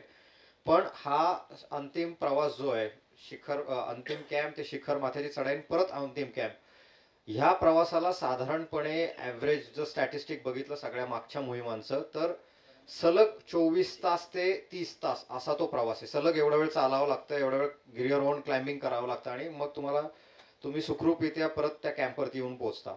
आम्ही याची तयारी केली होती की म्हटलं अरे आपण सलग 14 तास चालू शकतो का. तर याच्यासाठी आम्ही कात्रज, सिंहगड, राजगड, तोरणा असा 55 किलोमीटरचा ट्रेक 17 तासात आम्ही कंप्लीट केला होता.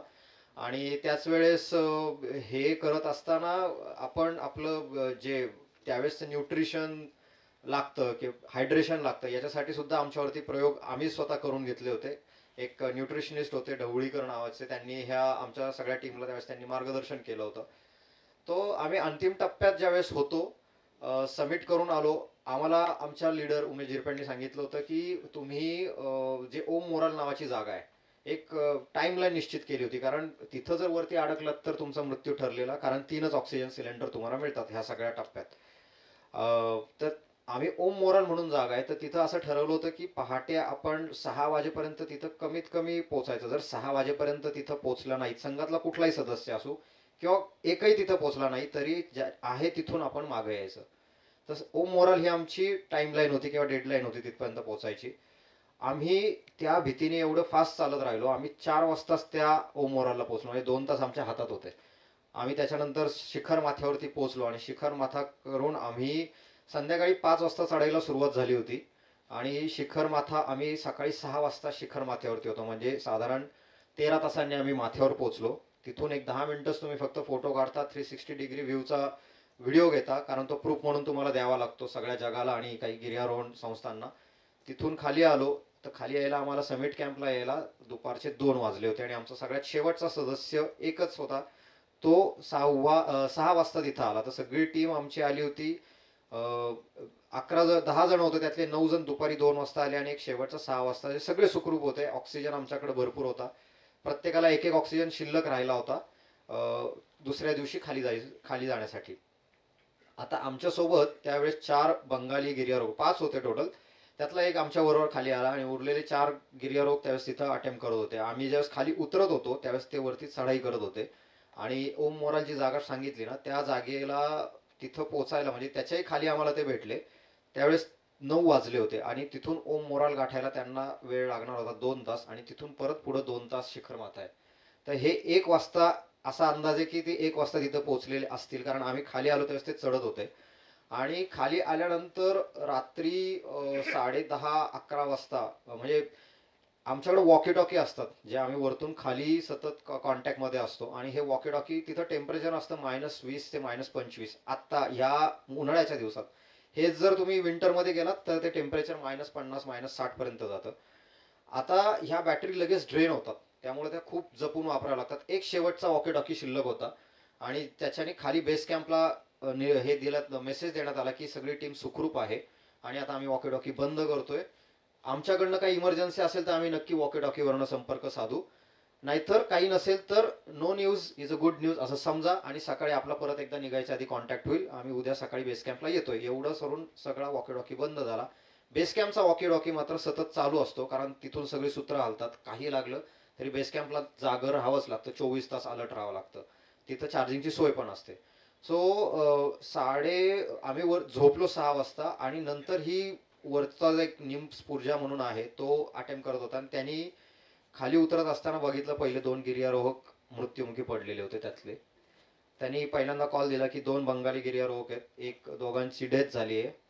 तर त्यांनी हा पहिला मेसेज आमच्याशी संपर्क केला, आमचा कोणाचाच लागला नाही सगळ्या समिट कॅम्पवरती. त्यांनी नंतर बेस कॅम्पशी संपर्क साधला आणि ही न्यूज दिली. थोडा तो पुढे गेला, खाली उतरत असताना त्याला अजून एक गिर्यारोहक दिसला. तो म्हटला की एक गिर्यारोहक अत्येक अवस्थेत आहे, त्याच्याकडचा ऑक्सिजन संपलाय.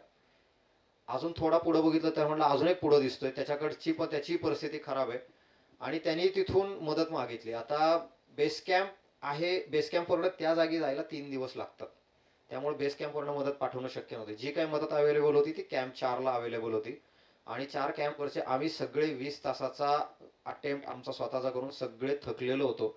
आम्ही 20 तासात फक्त 2 लिटर पाण्यावरती आणि 1 चॉकलेटवरती काढलेले होते आणि प्रचंड दमणूक झालेली होती आणि ऑक्सिजन पण वर जाण्या इतका आमच्यात त्राणच शिल्लक नव्हते.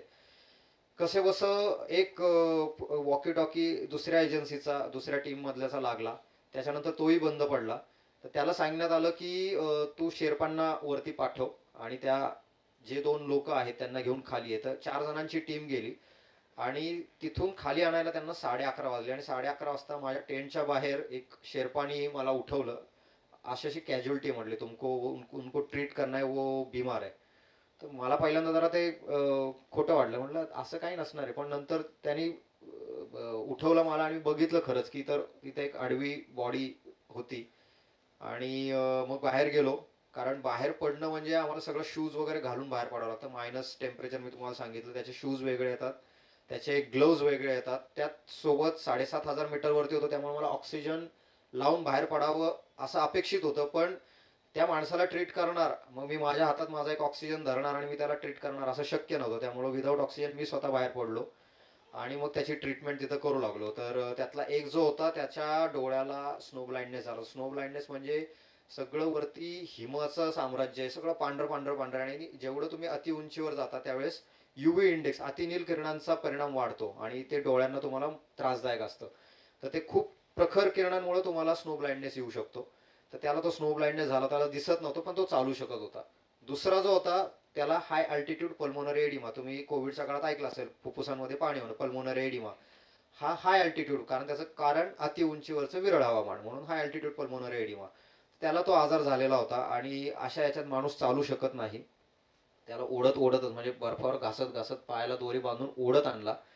बाकी शेर्पाने असा आणून टाकला तिथं आणि ते गेले, कारण तेही दमलेले होते. एक शेर्पा फक्त थांबला, त्याने आणि मी त्याला घेऊन आत हे ठेवलं, आत त्याच्या टेंटमध्ये नेलं. त्याचा हात एक जे 2 लेअरमध्ये ग्लोव्ज घालतो आम्ही, एका हाताचा ग्लोव्ज जो होता तो त्यांनी असा फक्त आत त्याच्या जॅकेटमध्ये घालून ठेवला आणि तो लायनर होता म्हणजे पातळ आहे. मला कळालं की ह्यानी ग्लोव्ज हॅल्युसिनेशन, ज्यावेळेस ऑक्सिजन कमी पडतो ना आपल्याला भास होतात वेगवेगळे, आणि त्यांनी त्या ह्याच्यात तो काढून टाकलेला असणार आहे हे होतं. त्यामुळं हाताला मी काही ट्रीट करायला गेलो नाही, मला त्याचं निदान पक्क झालं होतं की याच्या हाताला हिमदंश झालाय आणि याची बोटं कापली जाणार आहेत पुढं. गँग्रीन होतं त्याच्यात हिमदंशात पुढे जाऊन. त्यामुळे मी तिथं, कारण बोटापेक्षा आता जीव वाचणं महत्वाचं होतं, म्हणून त्याला टेंटमध्ये घेतलं. त्याचा ऑक्सिजन फ्लो रेट बघितला, 4 लिटर पर मिनिट. हा सगळ्यात जास्त फ्लो रेटचा आमचा रेग्युलेटर आपला याच्यातला 9-10 पर्यंत असतो, हॉस्पिटलमधला बघितला तर रेग्युलेटर इथे 4 पर्यंत असतो. तर 4 लिटर प्रति मिनिट सगळ्यात मॅक्सिममनी तो ऑक्सिजन त्याचा फ्लो चालू होता. तर त्याचा थोडासा मी कमी करून बघितला, तो सडनली गॅस्पिंगमध्ये गेला. गॅस्पिंग म्हणतो आम्ही, म्हणजे थोडक्यात सांगायचं त्याला प्रचंड दम लागायला लागला. मग मी परत तो आहे तसाच ठेवला 4 वरती. आणि आता त्याचा ऑक्सिजन प्रेशर मी बघितलं की तो 4 लिटर पर मिनिटने जर तो चालला तर तो फक्त 3 तास चालतो आणि अख्खी रात्र जायची होती. आता त्याच्यावरचा सगळ्यात उत्तम उपाय म्हणजे काय अशा आजारांचा, तर लवकरात लवकर कमी उंचीच्या ठिकाणी जाणं.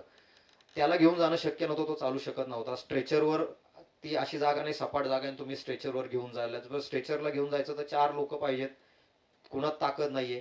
अंतिम उपाय होतो फक्त हेलिकॉप्टर रात्री उडू शकत नाही, जे येणार ते सकाळी. मग अशा याच्यात त्याला ऑक्सिजन देऊन आणि काही लाईफ सेव्हिंग इंजेक्शन, ज्याला आम्ही स्टेरॉइड्स म्हणतो, ती त्याला तिथं द्यावी लागली. एक माझा मित्र जितेंद्र गवारी, त्याला मी म्हटलं, तो उठला होता तेवढ्या सगळी गडबड बघून, त्याला म्हटलं कुठेतरी कॅम्पवरती ऑक्सिजन सिलेंडर मिळतोय का बघ, कारण याचा ऑक्सिजन सिलेंडर आता चालू आहे, ऑक्सिजन चालू आहे त्याला, पण तो जर बंद पडला रात्री झोपणं आपण सगळेच झोपणार आहे, याच्यापाशी कंटिन्यू जागं राहून याला बघू शकतच नाही आपण.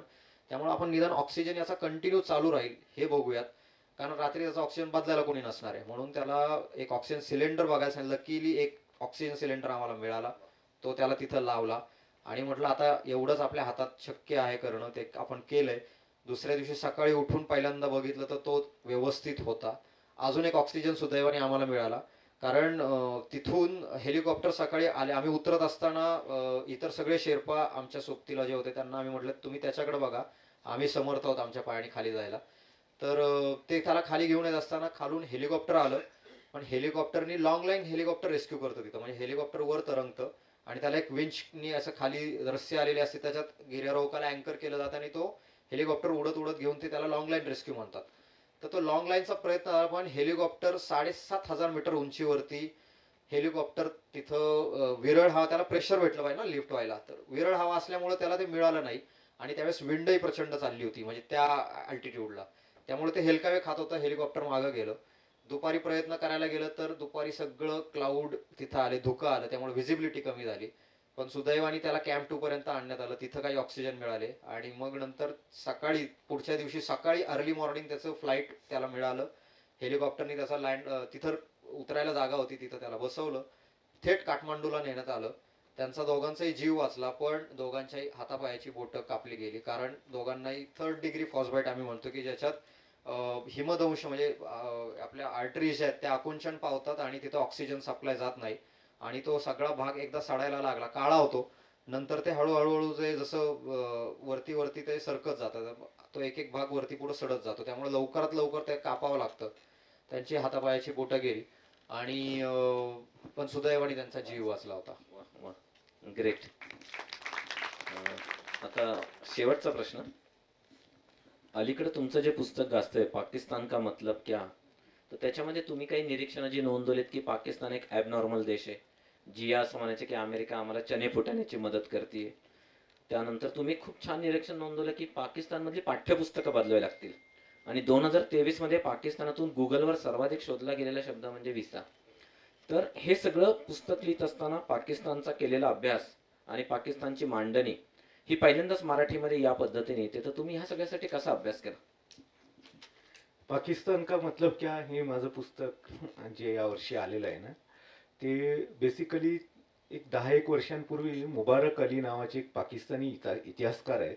तर त्यांचं एक पुस्तक माझ्या वाचनात आलं होतं, की Pakistan in search of ideology म्हणून. तर त्याच्यात मला पहिल्यांदा जाणवलं, की प्रत्येक देशाला एक आता आपण भारतीय आहोत, तर आपल्याला भारतीय म्हणजे कोण हे सांगण्याची गरजच नाहीये.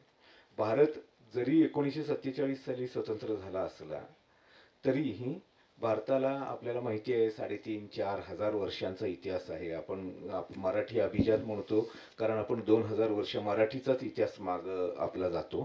त्याच्या आधी गौतम बुद्धाचा काळ, त्याच्या आधी महाभारत, त्याच्या आधी रामायण असं जर बघितलं तर ही सगळी भारतीय संस्कृती आहे आणि ती आपलीच आहे आणि त्यामुळं आपल्याला हा कधी प्रश्न पडत नाही.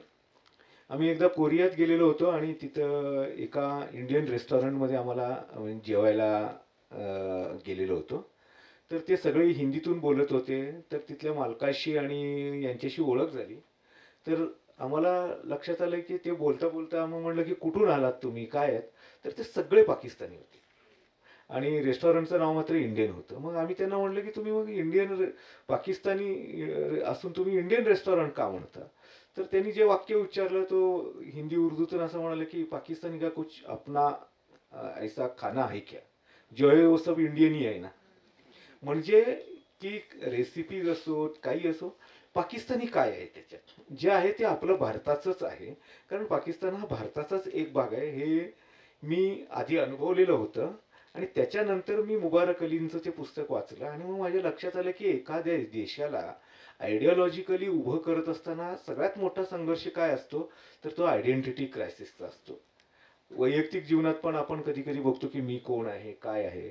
तर तो देश, तर पाकिस्तान जी निर्मिती झाली ना, ती साधं सोपं वाक्य आहे त्याचं की जे जिनांनी त्याला 2 नेशन थेरी म्हटली. ती म्हणजे की मुसलमान हे एक वेगळे राष्ट्र आहेत, हिंदू हे एक वेगळे राष्ट्र आहेत आणि म्हणून या भारतीय उपखंडात 2 राष्ट्र आहेत, ते भारत आणि म्हणजे ते पाकिस्तान हा शब्द नंतर आला. आणि हे 2 नेशन थेरी जिनांनी मांडली होती. पण खरं तर मी या पुस्तकात तुम्ही वाचलं असाल तर मी याच्यात मागं मागं जात तर पहिल्यांदा मुस्लिम्स हे नेशन आहेत ही मांडणी सर सय्यद अहमद खाननी केलेली होती. ती मी या पुस्तकात मांडलेलं आहे. काँग्रेसच्या स्थापनेनंतर सर सय्यद अहमद खान यांचं एक विधान आहे.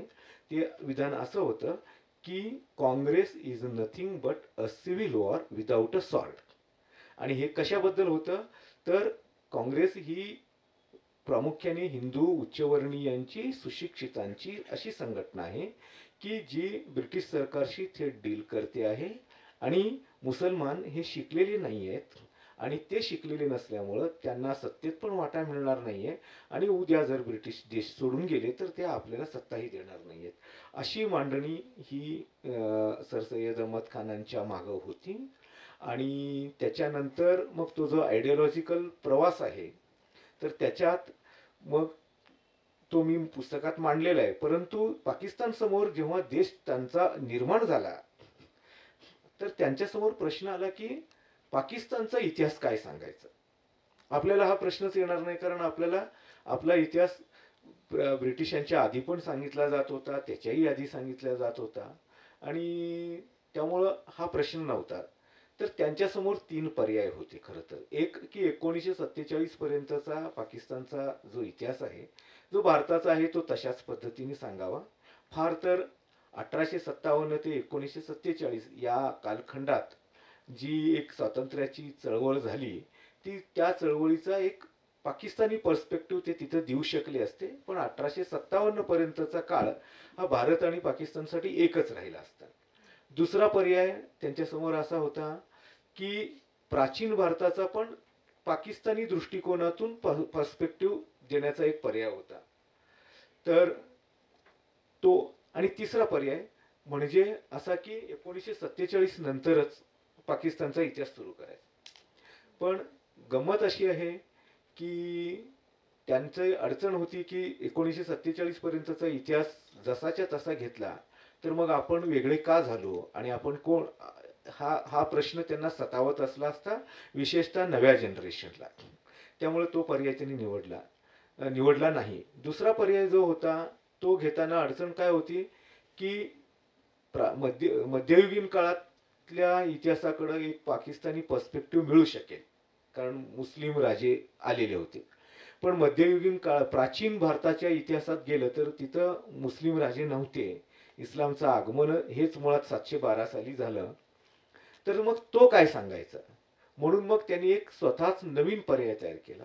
तो म्हणजे की ज्या दिवशी पहिलं इस्लामी आक्रमण भारतावर झालं तिथून पाकिस्तानचा इतिहास सुरू करायचा. आणि म्हणून मग पाकिस्तानचा इतिहास ते सुरू करतात 712 या सालापासून, जेव्हा तो मोहम्मद बिन कासिम हा अरब सरदार आला आणि त्यांनी सिंधची त्यावेळचं एक राजा दाहिर नावाचा राजा राज्य करीत होता तिथं. आणि त्यावेळेला ते भांबोर नावाचं ठिकाण होतं. आत्ता भांबोर या नावाने ओळखलं जातं, त्यावेळेला त्याला देवल म्हणायचे. तर ते बंदर त्यांनी तिथं जिंकलं आणि त्या राजा दाहिरचा पराभव केला. आणि तो तिथं राहिला पण नाही, तिथं तो जेमतेम वर्षभर होता. आणि त्याच्यानंतर त्या दाहिरच्या 2 मुलींना घेऊन तो गेला आणि तिथं अरब सरदारांनी त्याला मारलं, म्हणजे अरब राजांनी त्याला. पण पाकिस्ताननी असं ठरवलं की मोहम्मद बिन कासिम हा पहिला पाकिस्तानी आणि तो त्याला ते सेलिब्रेट करतात की जो पाकिस्तानमध्ये कधीच जन्माला आलेला नाही, तो अरबी आहे. त्याच्यानंतर राजा दाहिरला मात्र त्यांनी बदनाम केलं.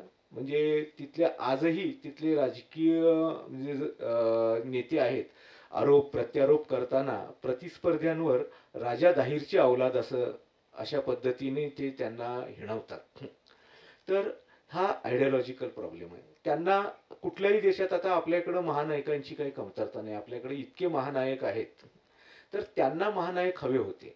आणि त्यांचे कोण महानायक, तर एक महानायक त्यांनी मोहम्मद बिन कासिम निवडला, दुसरा गझनीचा मोहम्मद निवडला की जो पाकिस्तानी नाहीये, गझनी हे ठिकाण अफगाणिस्तानातलं आहे. त्याच्यानंतर मोहम्मद घोरी निवडला. पण विशेष म्हणजे औरंगजेब काही प्रमाणात निवडला, परंतु ते अकबर, दारा शिको यांसारख्यांची किंवा इवन पाकिस्तानमध्ये मुघलांचा इतिहासही फार शिकवला जात नाही, कारण त्यांच्या मते मुघलांनी या देशात एक कॉम्पोजिट कल्चर तयार केलं की हिंदू आणि मुस्लिम यांची एक संमिश्र संस्कृती तयार केली आणि त्यांनी एक इस्लाममय देश केला नाही जेव्हा त्यांच्याकडे सत्ता होती, म्हणून ते नाकारतात.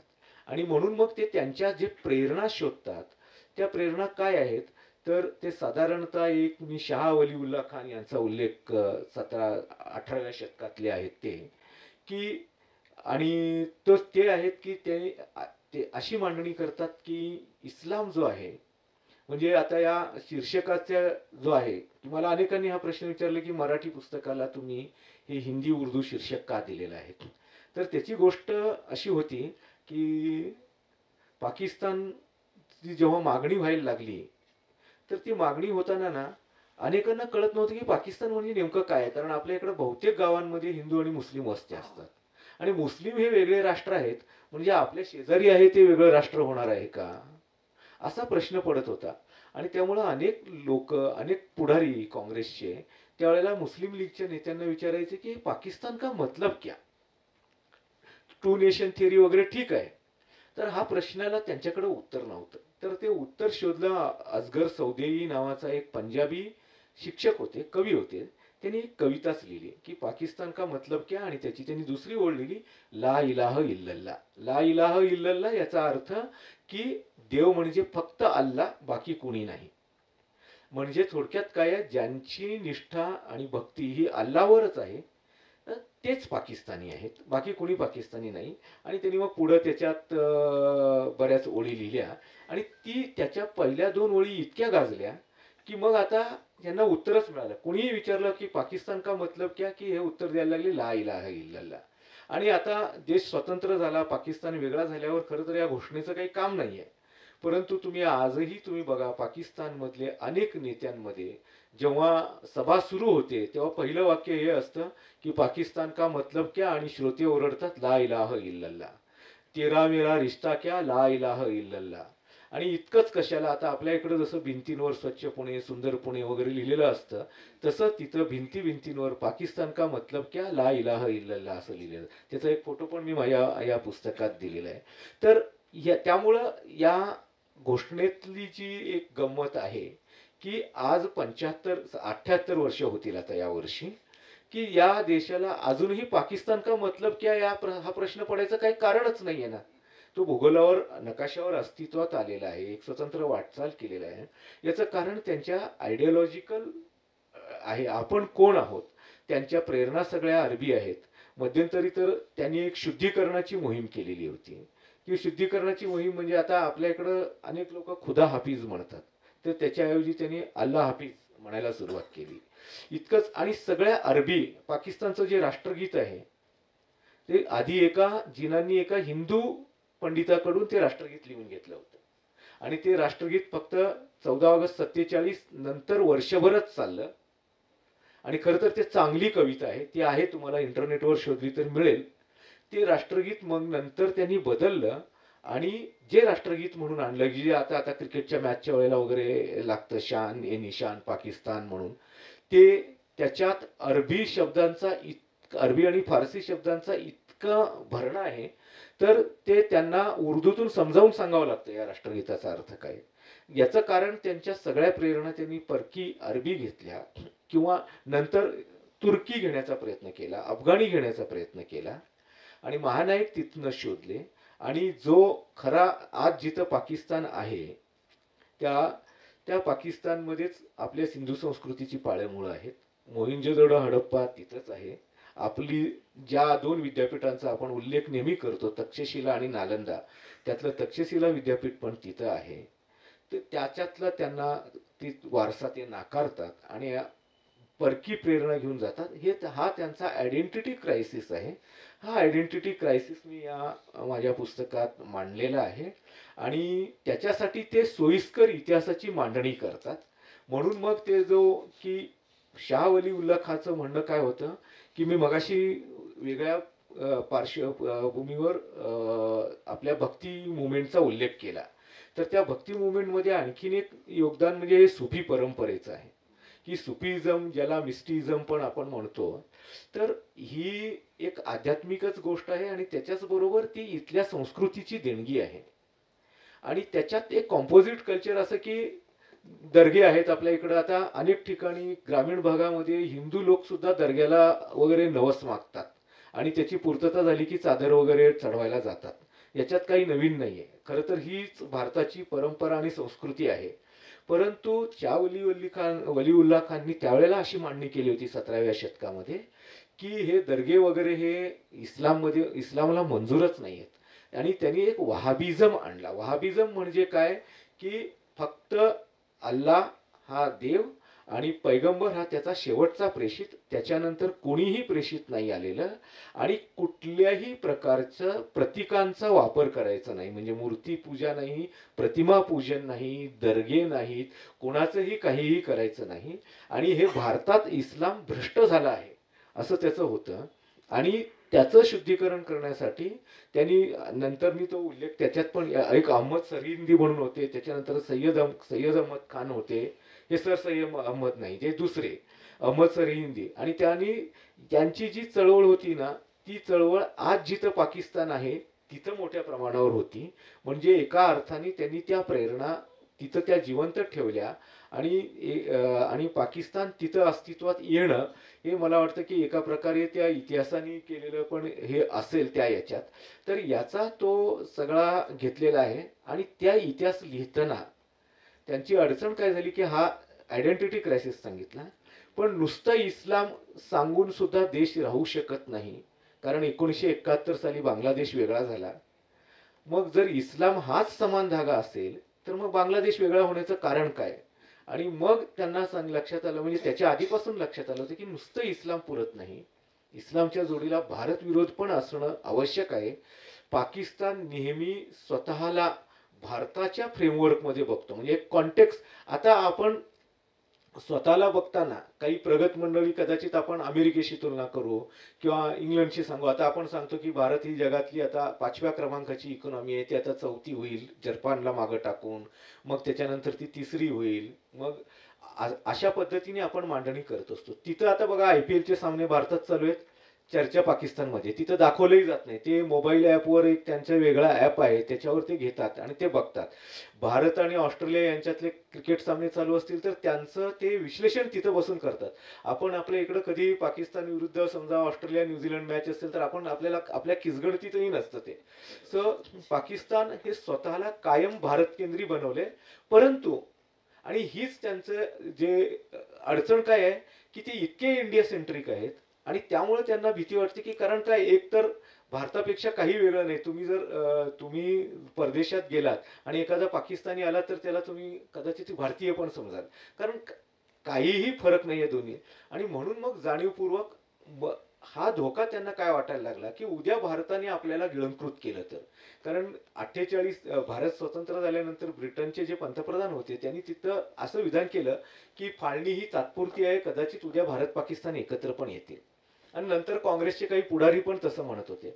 वास्तविक पंडित नेहरूंनी 1948 सालीच खुलासा केला होता की आता आम्हाला आमच्याच समस्या खूप आहेत, पाकिस्तानचं ओझं आम्हाला नको आहे.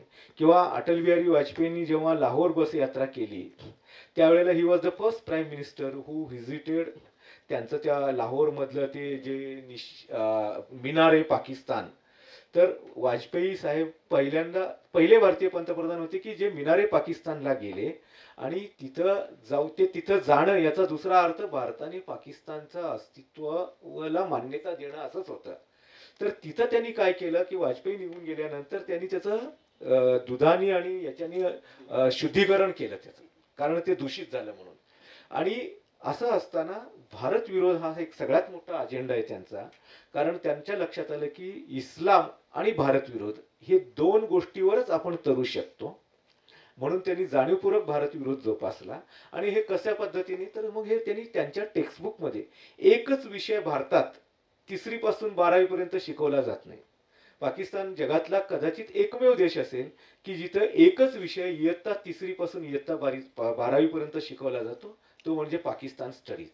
ही पुस्तकं त्यांच्या टेक्स्टबुक बोर्डाची तुम्हाला ऑनलाईन पण दिसू शकतात. मी ती बहुतेक सगळ्या इयत्तेची चाळली आणि त्याच्यात याच गोष्टी शिकवल्या जातात की भारत हा हिंदू देश आहे आणि हिंदू लोक हे बर्बर आहेत, म्हणजे रानटी आहेत, ते क्रूर आहेत आणि त्यांनी अत्यंत क्रूरपणे मुस्लिमांना वागणूक दिली.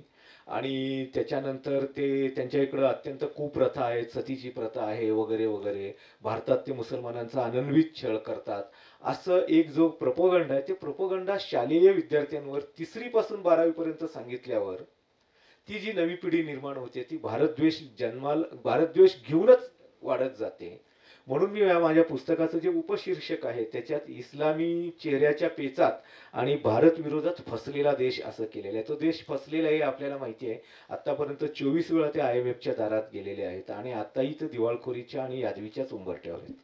वा वा, खरं म्हणजे उत्तरोत्तर रंगत चाललेली मुलाखत. खरं म्हणजे भाग 2 घेतला पाहिजे. तुम्ही मला काल मेलवरती जे 10 लेख पाठवले होते ते सगळे वाचलेले, त्याच्या नोट्स काढल्या, त्यातला एकही प्रश्न मला विचारता आलेला नाही. तुमचंही तसंच झालं की तुमच्या बायोडेटामध्ये अनेक प्रश्न काढलेले होते. कधी कधी परीक्षकांना उत्तरपत्रिका सोडवणं अवघडून बसतं, असं माझं आज झालेलं आहे. तर कधीतरी मारण्याची याचा भाग 2 आपण घेऊयात. आजच्या कार्यक्रमाला आवर्जून additional collector Shri Tushar Thombare sir उपस्थित आहेत. वैशाली पतंगे मॅडम आहेत, ज्या ॲडिशनल GST कमिशनर आहेत आणि आमच्याबरोबर त्या महात्मा फुलेंच्या वाड्यामध्ये हेरिटेज वॉकला होत्या. डॉक्टर सुमित तासगावकर आलेले आहेत. अशी बडी बडी मंडळी तर श्रोत्यांमध्ये आहेतच. आता ज्या कार्यक्रमाची आपण सगळे अत्यंत आतुरतेने वाट पाहत आहोत, म्हणजे सगळे विद्यार्थी ज्यांनी निबंध स्पर्धेमध्ये यश मिळवलेलं आहे, तर पुणे पुस्तक महोत्सव, महाराष्ट्र टाइम्स आणि नीलकंठ प्रकाशन यांच्या वतीनं आजचा हा कार्यक्रम संपन्न झाला. ही स्पर्धा घेण्यामध्ये सुद्धा महाराष्ट्र टाइम्सनं पुढाकार घेतला. महाराष्ट्र टाइम्स त्याचा मीडिया पार्टनर आहे. तर त्याचा बक्षीस समारंभ आणि आजच्या आपल्या दोन्ही वक्त्यांचं स्वागत हे पांडे सरांनी करावं अशी मी त्यांना विनंती करतो. तर अगोदर आपण सत्कार करूया आणि मग बक्षीस.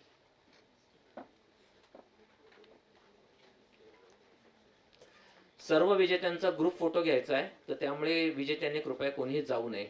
म्हणजे याचा दुसरा अर्थ असा की कदाचित हाच फोटो छापून येण्याची शक्यता आहे.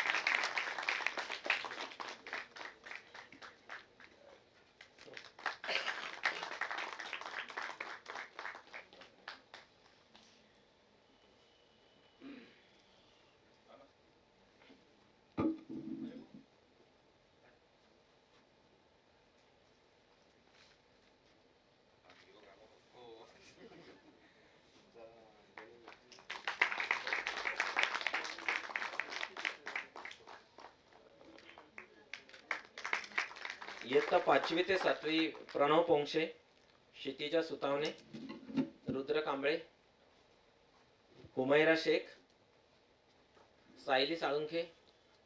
8वी ते 10वीचा गट रवी आळवंडी, अभिज्ञा ठोंबरे, अच्छा बरं. श्लोक साबळे, अभिज्ञा आली, सागर सटोटे, द्विज चव्हाण,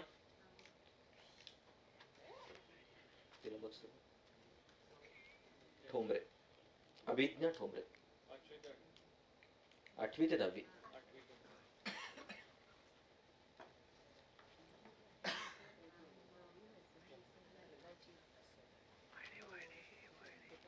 खरा मित्र या विषयावरती त्यांनी निबंध दिलेला आहे आणि अक्षरनंदनच्या त्या विद्यार्थीने त्यांचं जोरदार टाळ्या वाजवून आपण स्वागत करूया. 11वी 12वी कुणाल बारी, जुई सप्तर्षी, देवकर साक्षी, साक्षी देवकर, कुणाल बारी, जुई सप्तर्षी.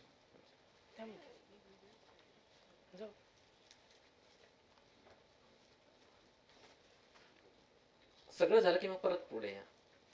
हा तिथेच हा ग्रुप फोटो घे. जुई सप्तर्षी, मुलगी शिकली या विषयावर तुम्ही निबंध लिहिला म्हणजे स्वतःबद्दलच लिहिला. साक्षी देवकर, बद्रीनाथ चेतावणी, तनुष्का सुर्वे, प्रथम ते तृतीय वर्ष विधाते योगेश, प्राजक्ता मुजुमदार, सानंता तुळजापूरकर, वेदांत गवस, ईश्वरी धुमाळ. अच्छा तुम्ही सगळे चालू या या या. नाव काय? वेदांत गवस. तुमचं नाव काय? अच्छा विधाते योगेश. प्रथम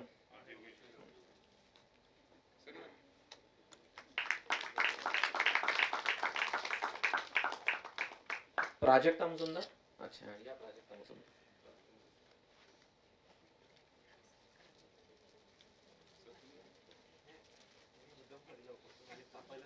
सानंता तुळजापूरकर, सानंता तुळजापूरकर.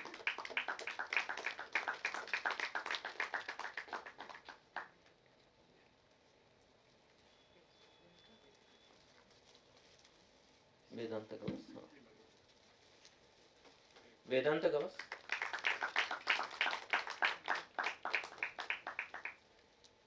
ईश्वरी धुमाळ.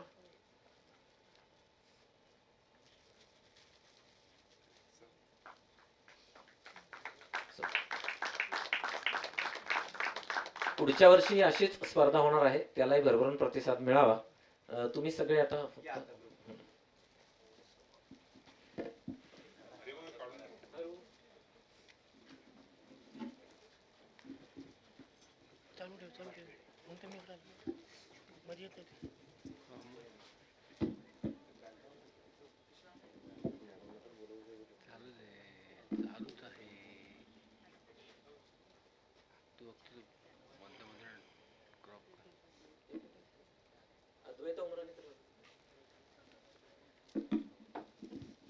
या सगळ्या निबंध स्पर्धेमागचं ज्याला बॅकबोन असं म्हणता येईल त्या मॅडम आहेत, त्यांना विनंती केली.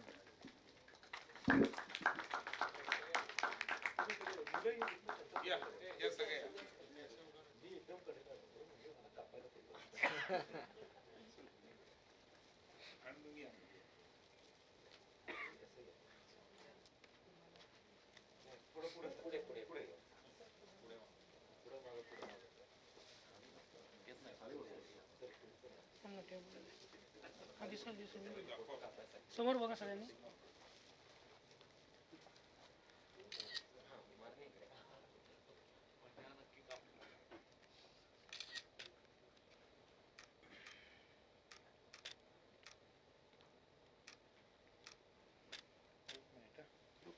मारणे दादा एक मिनिट ऐका ना, यांना खुर्चीवर बसवा, मुलांना पाठीमागे जाऊन उभं राहा. हा साहेब तो पण एक घ्या. हा कार्यक्रम इथेच संपलेला आहे. सर्वांना मनपूर्वक धन्यवाद.